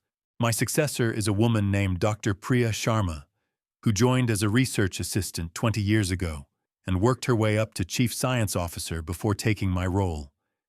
She's brilliant, driven, ambitious in the way I was ambitious at her age. But she also has something I didn't have: balance. She goes home at 6 o'clock. She takes vacations. She has a husband and 2 kids who actually see her on a regular basis. When I handed her the reins, I told her, "Don't make my mistakes." "Which ones?"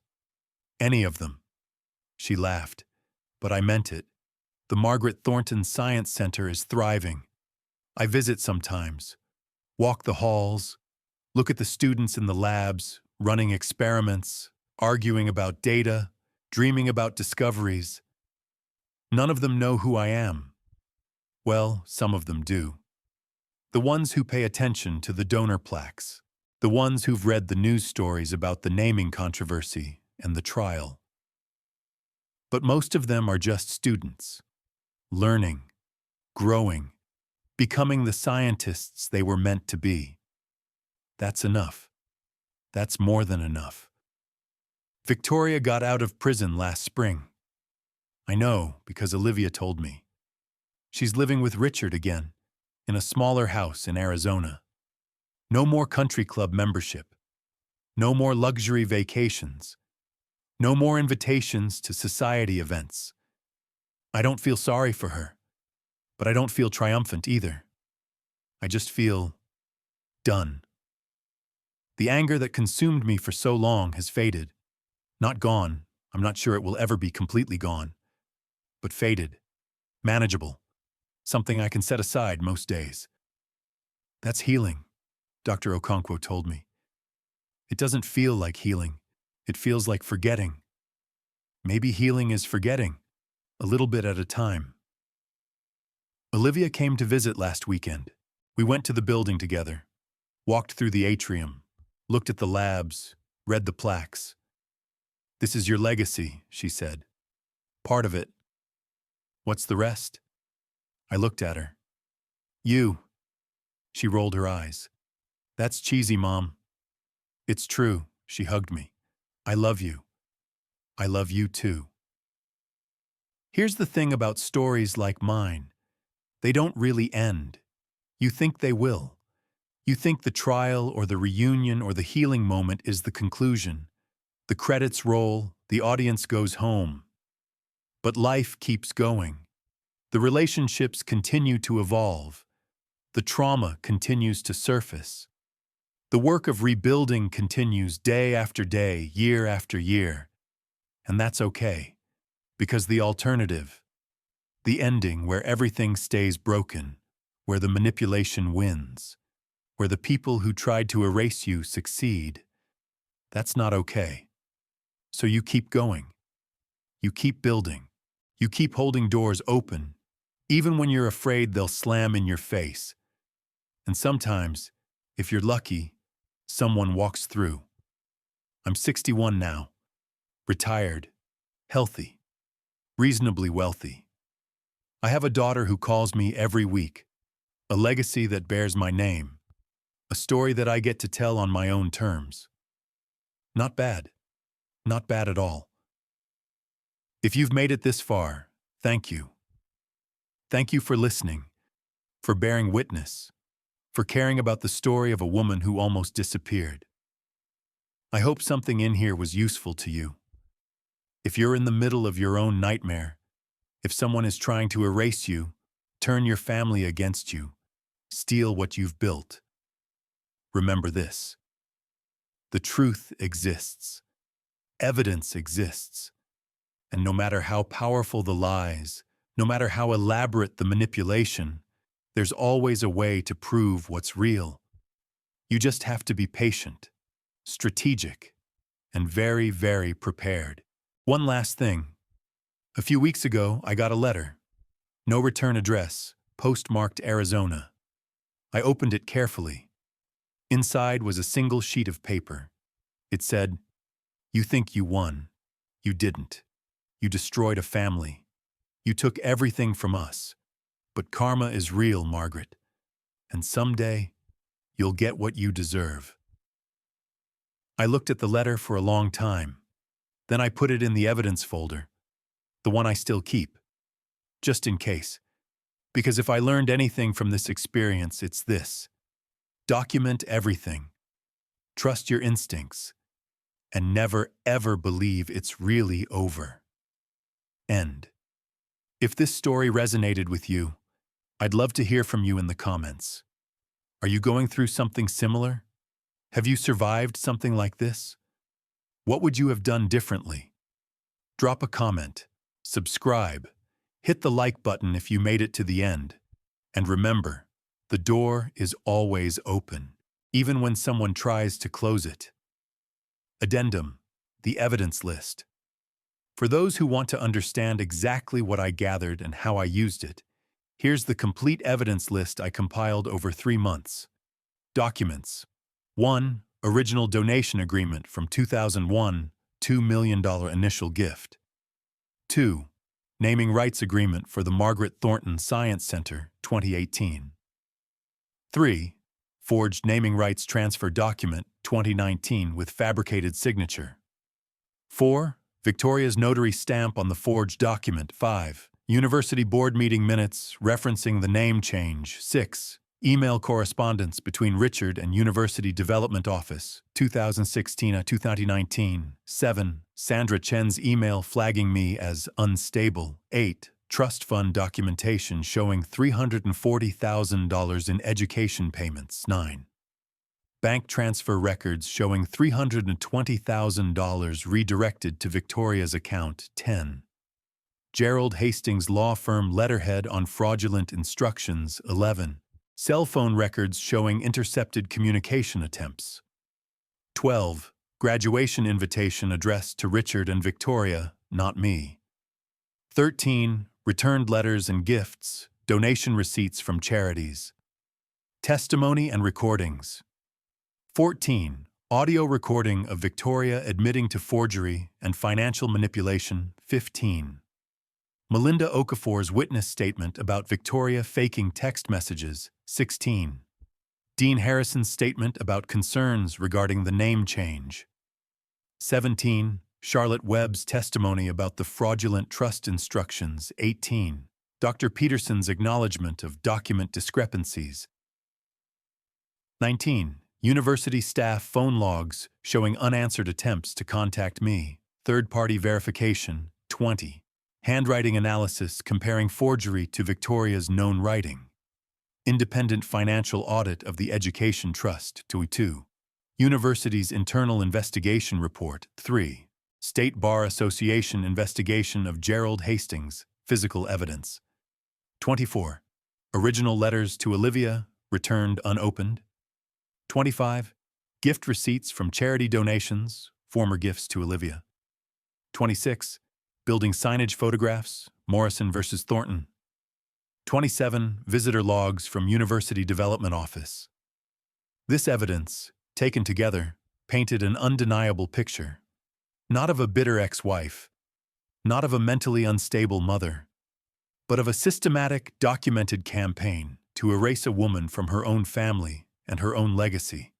Document everything. You never know when you'll need it. Final reflection. I started this story by telling you about the moment I sat in the front row of my building, watching my daughter walk across the stage. That moment felt like victory. But real victory isn't a moment. Real victory is what comes after. The Sunday dinners, the phone calls, the small moments of connection that you thought were lost forever. The chance to say, "I love you," and hear it back. The opportunity to watch your child become the person they were meant to be. Free from manipulation, free from lies. That's victory. Not revenge, not humiliation, just love.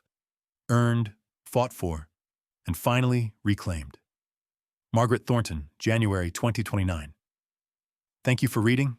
If you want more stories like this, subscribe to the channel and hit the notification bell. And remember, your story matters. Someone needs to hear it.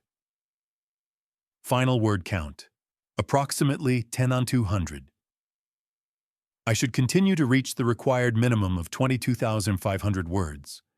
Let me add additional material, the full evidence investigation. A detailed account. I've given you the story, the overview, the emotional arc.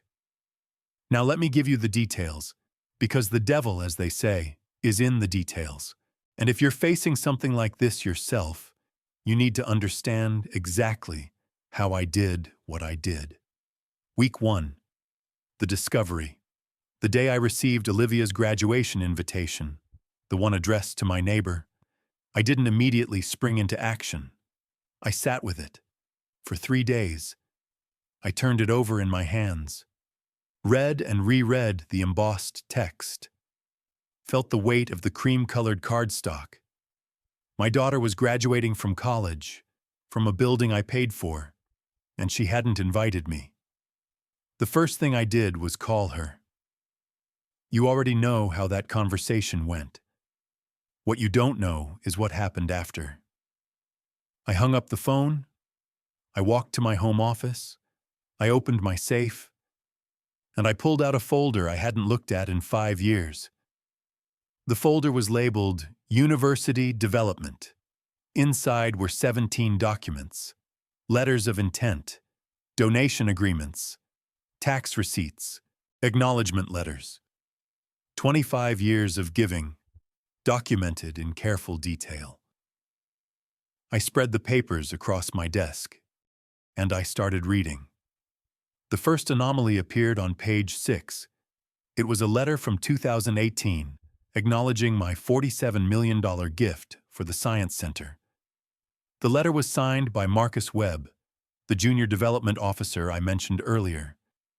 But there was something strange about it. The letter thanked me for my generous support of the Morrison Science Center. Morrison. I had never authorized that name.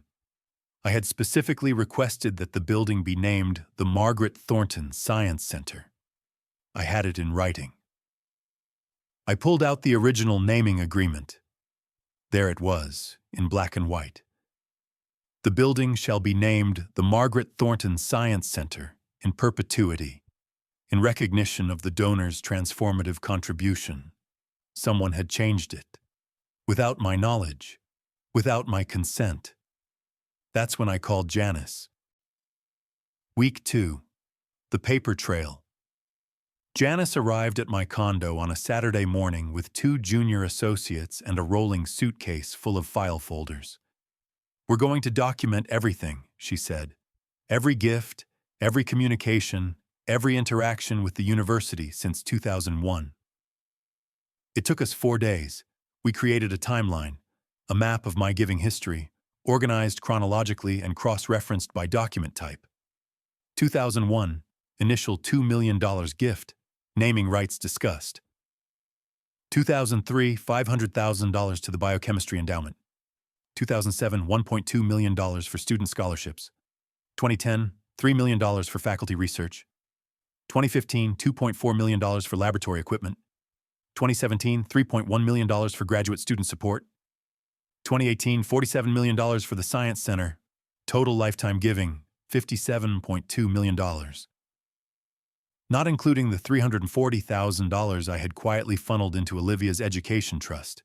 Not including the annual gifts I still made to the scholarship fund. Not including the in-kind donations of equipment and materials from Meridian's research labs. I was one of the largest individual donors in West Haven University's history, and my name appeared nowhere on their website. Not in the donor recognition portal. Not in the annual giving report. Not on the building that I had paid nearly $50 million to construct. Someone had scrubbed me. They couldn't have done this without inside help. Janice said. I know. We need to find out who. I knew where to start. Week 3. Marcus Webb. Marcus Webb left West Haven University in 2020, just over a year after the Science Center was completed. His departure was listed as voluntary resignation. But when I dug deeper, I found something interesting. Marcus had been placed on administrative leave 3 months before his resignation. The reason was classified. Classified how? I asked Janice. Personnel matter. The university won't release details without a subpoena. Then let's get a subpoena. Janice shook her head. Not yet. We don't have grounds. But there might be another way. She made a phone call. 2 hours later, we had an address. Marcus Webb was living in Indianapolis, working as a financial advisor for a small investment firm. I drove there the next day. He answered the door looking like a man who hadn't slept in weeks. Mid-30s, dark circles under his eyes, 3 days stubble. Ms. Thornton, you know who I am. Of course I know who you are. He stepped back from the door. I've been expecting this visit for years. We sat in his living room, small, sparsely furnished, the apartment of a man rebuilding a life he hadn't expected to rebuild. Tell me what happened, I said. He told me. In 2018, Marcus had been assigned to manage my account at the university. He was young, eager, and trying to make a name for himself in development work. His job was to coordinate my gift for the Science Center, process the paperwork, manage the naming agreement, keep me informed about construction progress. But shortly after the project began, he received instructions from his supervisor. She told me to stop contacting you directly, he said. All communications were supposed to go through your attorney's office. Which attorney? Gerald Hastings. That name again. I thought it was strange, Marcus continued. You had always been so engaged with your giving, asking questions, requesting updates, wanting to see plans, and suddenly you wanted to step back? Did you question it? I tried, but my supervisor said it came from the top. The development VP had spoken with Mr. Hastings personally. This was what you wanted. What else did they tell you? He looked down. They said you were unwell, that you were going through mental health challenges. That's why you wanted distance. And you believed them? I didn't know what to believe. I had never met you in person. I only knew you through emails and phone calls, and when those stopped, I didn't know what to think. He was quiet for a moment. Then, in 2019, the naming change came through. I processed it. I didn't look closely at the documentation. I trusted that it had been verified. But afterward, I started to wonder. What made you wonder? The signature. I had seen your signature on dozens of documents over the years. Donation checks, letters of intent, the naming agreement itself. He met my eyes. The signature on the transfer request looked different. The M was wrong. The way the letters connected was wrong.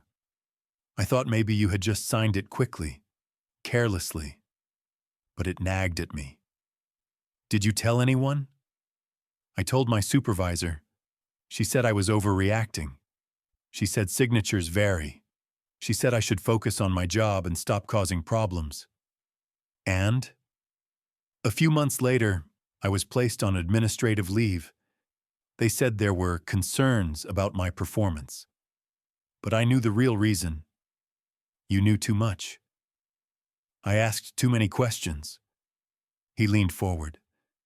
Miss Thornton, I should have done more. I should have pushed harder. But I was young and scared, and I didn't want to lose my job. By the time I realized how bad it was too late. Would you be willing to testify? If it came to that, he didn't hesitate. Yes. Week 4. The financial records. With Marcus's testimony locked in, we turned to the money. I had always paid Olivia's tuition through a trust fund. The fund was managed by Charlotte Webb, no relation to Marcus, and I had given her broad discretion to handle distributions. But I had never reviewed the detailed records. I called Charlotte and requested everything. Every payment, every transfer, every communication since the fund was established.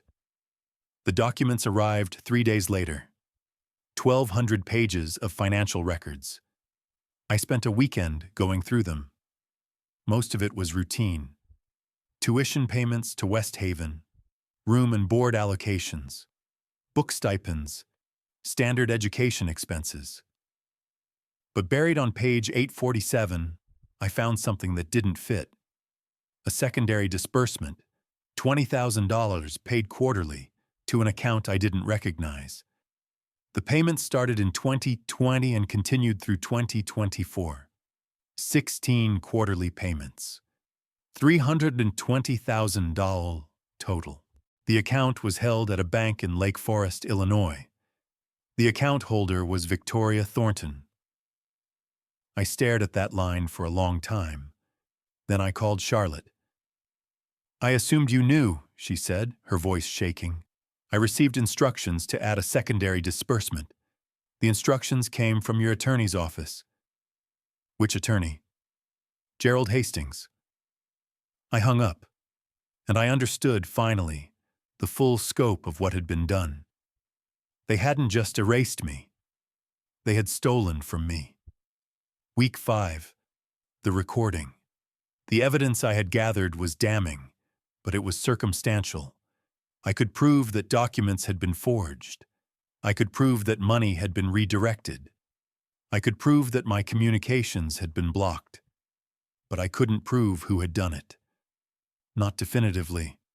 I needed a confession, and I knew exactly how to get one. The app was called VoiceLog. I had installed it on Olivia's phone 2 years earlier, during one of her rare visits to my condo. She had left her phone on the kitchen counter while she was in the bathroom. I had 30 seconds. It was enough. The app ran silently in the background. It activated whenever the phone's microphone was in use. Calls, voice recordings, video chats, and stored the audio on a secure server. I had listened to hundreds of hours of recordings over the past 2 years. Most of it was mundane, study sessions, phone calls with friends, arguments with roommates about dishes.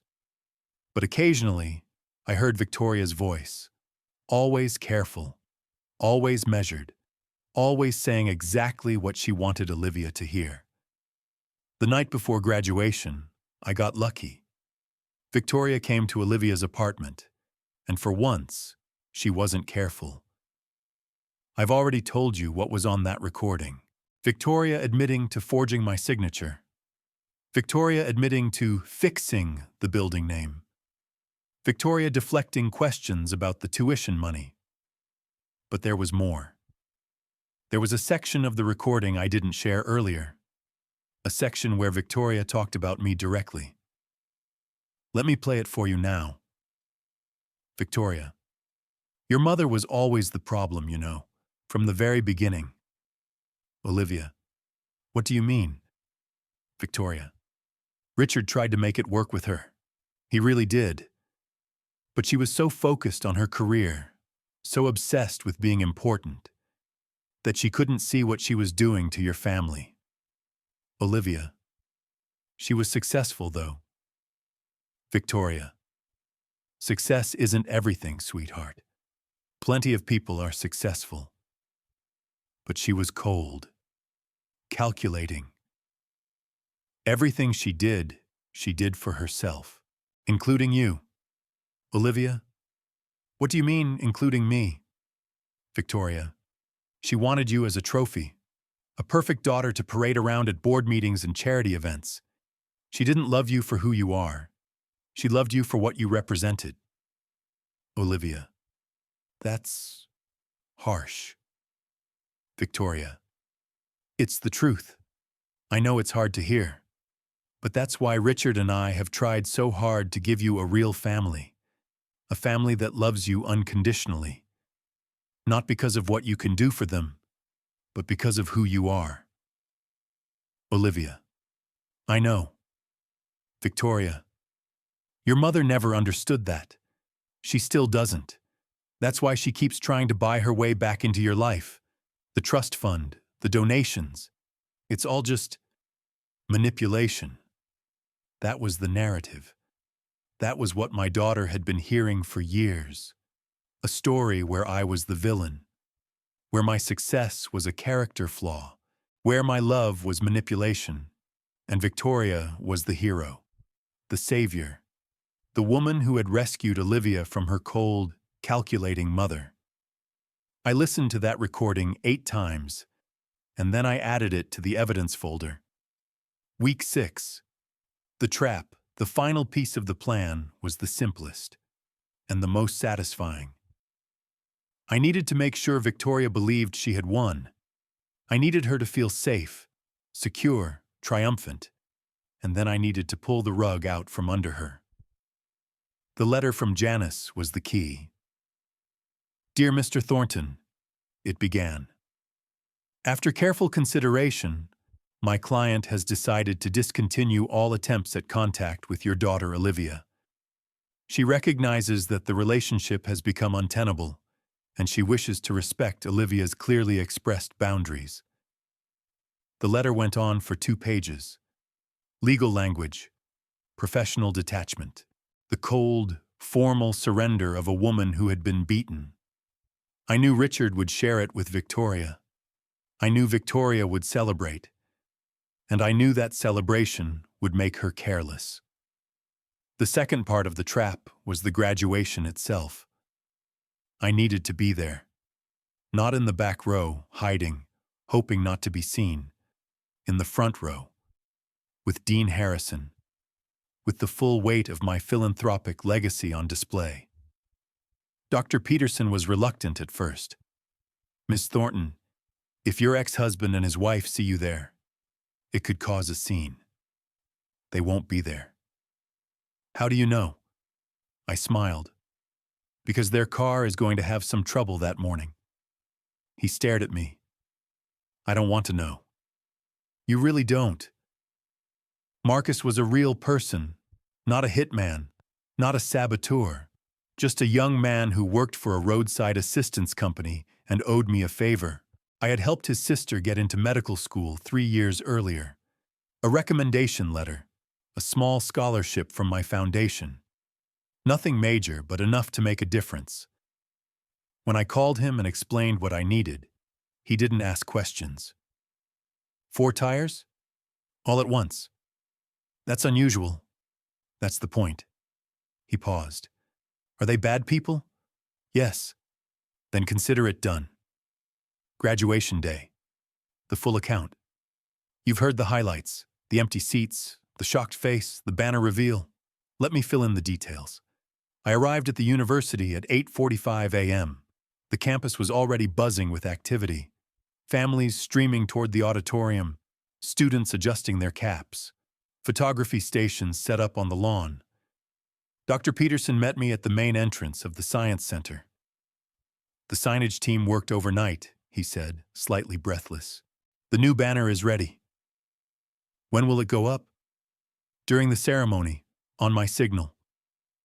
I nodded. And Dean Harrison? Already inside. He's been here since 7. I walked into the building. My building. The atrium was magnificent in the morning light. 3 stories of glass and steel. A sweeping staircase. Display cases showing research equipment and student projects. None of it bore my name. But that was about to change.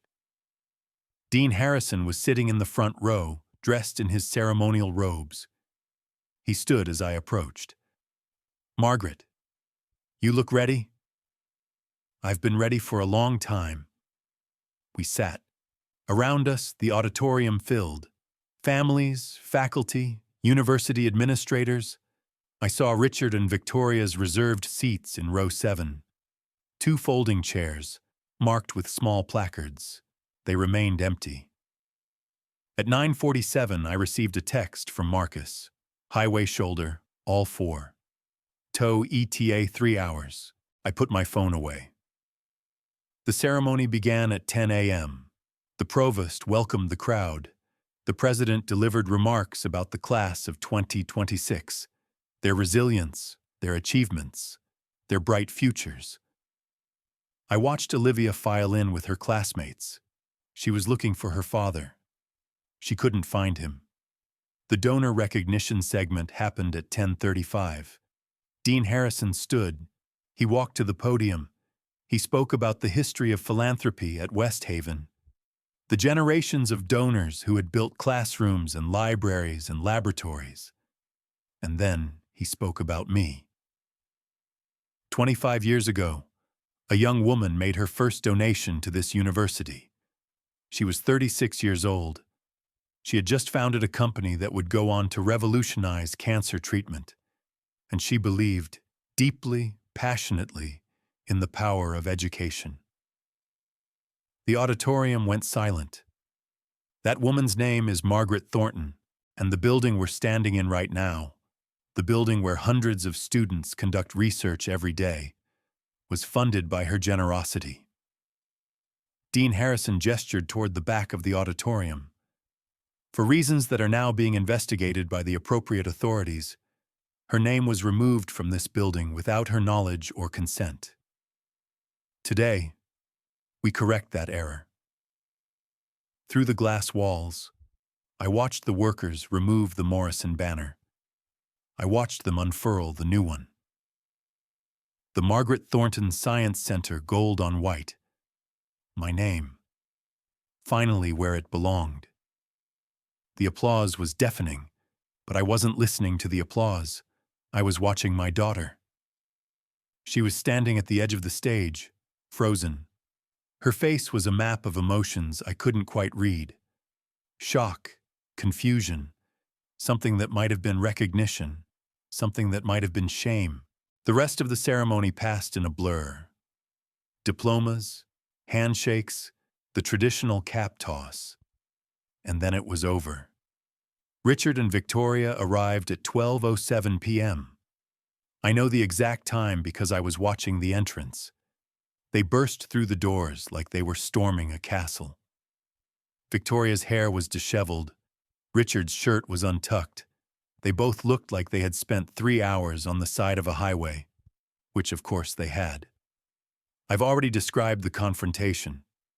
Victoria's denials, Richard's rage, Olivia's revelation. But there was one moment I didn't tell you about. One moment that still stays with me. It happened after Olivia told Victoria she wasn't her family. Victoria's mask didn't just crack, it shattered.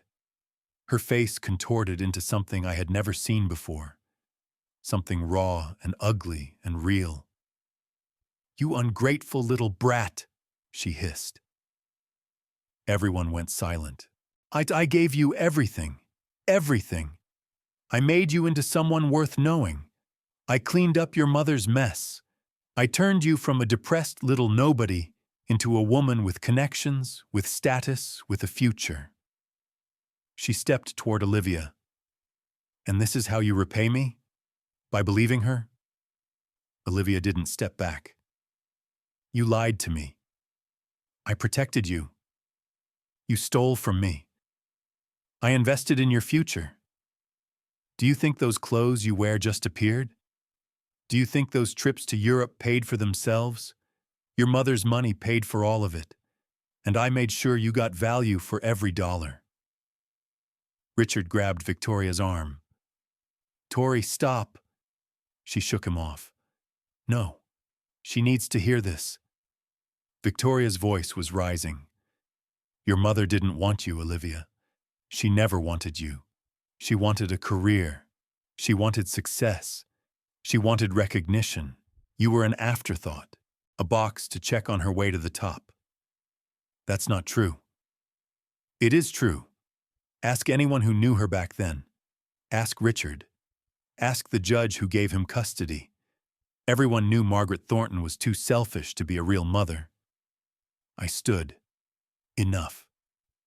Victoria whirled to face me. You don't get to speak. You lost that right years ago.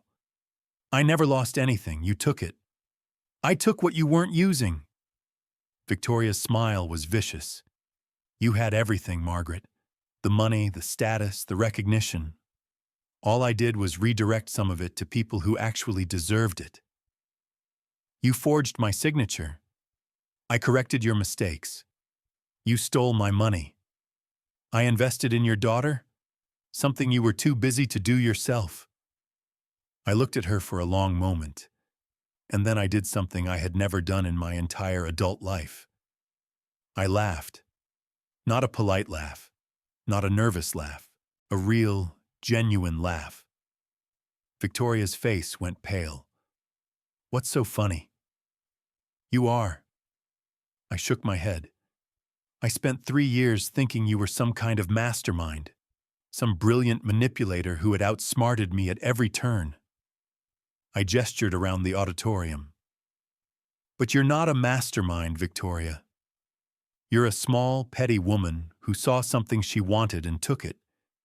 And the only reason you got away with it for so long is because I was too grief-stricken to fight back. I stepped toward her. But I'm not grief-stricken anymore. I'm not desperate. I'm not the emotional wreck you've been describing to my daughter for years. I held up the evidence folder. I'm a scientist, Victoria. I observe. I document. I test hypotheses and gather data. I smiled. And the data says you're going to prison. She didn't go quietly. Victoria screamed. Victoria threatened. Victoria promised lawsuits and countersuits and every form of legal retaliation she could think of. Richard stood beside her, ashen-faced, watching his second marriage collapse in real time. Security escorted them out. The crowd watched in stunned silence. And then, slowly, Olivia turned to me. Mom? Yes? Can we go somewhere quiet, please? I took her hand. Of course. The conversation, we drove to a park near campus, a quiet place, a walking trail around a small lake, benches overlooking the water. We sat. For a long time, neither of us spoke.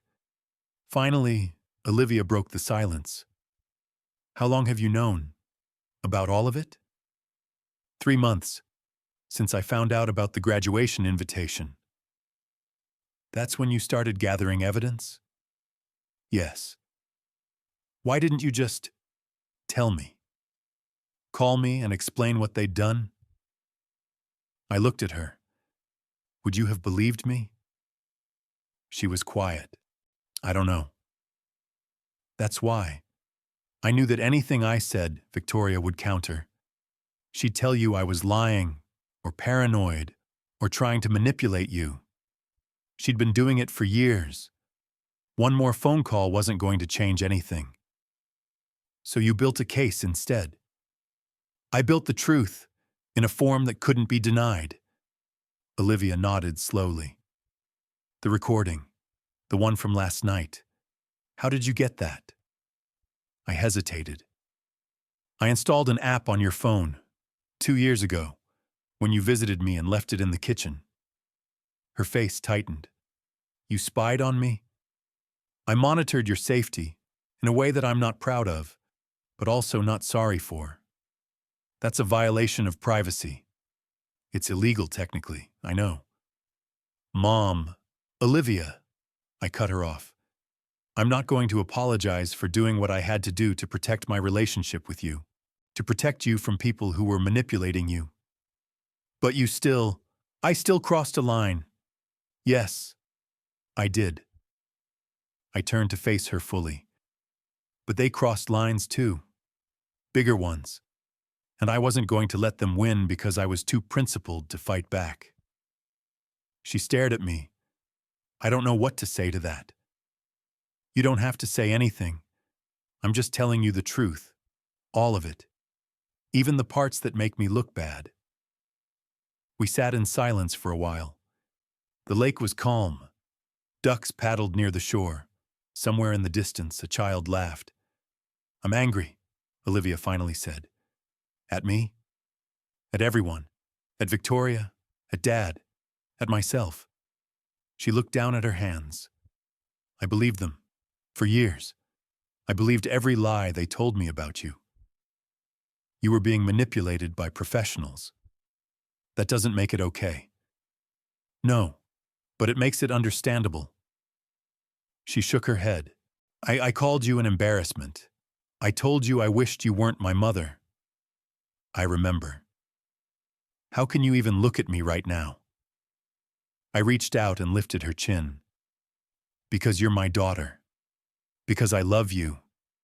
And because I know that the person who said those things wasn't really you. It was a version of you that had been twisted and warped by people who wanted to hurt me. Tears were streaming down her face. I'm so sorry, Mom. I know you are. Can you forgive me? I smiled. I forgave you a long time ago. She collapsed into my arms, and we sat there on that bench, by that lake, for what felt like hours. Finally, she pulled back. What happens now? Now? Now we go get lunch, and then we start figuring out what our relationship looks like from here. That's it? Just lunch? That's it. For today. I stood and held out my hand. The rest we figure out as we go. She took my hand, and we walked back to the car. Together. The lessons I've told you this story for a reason. Not just to share what happened to me, but to show you what's possible when you refuse to be erased. Here's what I learned. Lesson 1. Document everything. From the moment you suspect something is wrong, start creating a paper trail. Save emails, take screenshots, record conversations where legal. Gather financial records, witness statements, physical evidence. The truth means nothing if you can't prove it. Lesson 2. Stay calm. I know it's hard. I know every instinct screams at you to react, to confront, to fight. But emotion clouds judgment, and judgment is what you need. Be the calm strategist, not the hysterical victim. Lesson 3. Find your allies. You can't do this alone. Find people who believe you, lawyers, doctors, friends, family members who haven't been turned against you. Build your team before you make your move. Lesson 4. Play the long game. Real justice doesn't happen overnight. It takes months, sometimes years. Be patient, be persistent. Don't expect immediate results. Lesson 5. Accept imperfect outcomes. I got my daughter back, but I lost 22 years with her. Those years are gone. Nothing can bring them back. Sometimes winning still hurts. Accept that, grieve it, and then move forward. If this story helped you, I'd love to hear from you. Drop a comment, share your experience. Let me know I'm not alone. And if you're in the middle of your own nightmare, if you're fighting to save a relationship or reclaim your legacy or just survive, remember this. You are not alone. The truth exists. And somewhere on the other side of this darkness, there's light. I know. I found it. You will too. Margaret Thornton, the Margaret Thornton Science Center, West Haven University. Subscribe for more stories. Like if this resonated with you. And remember, document everything.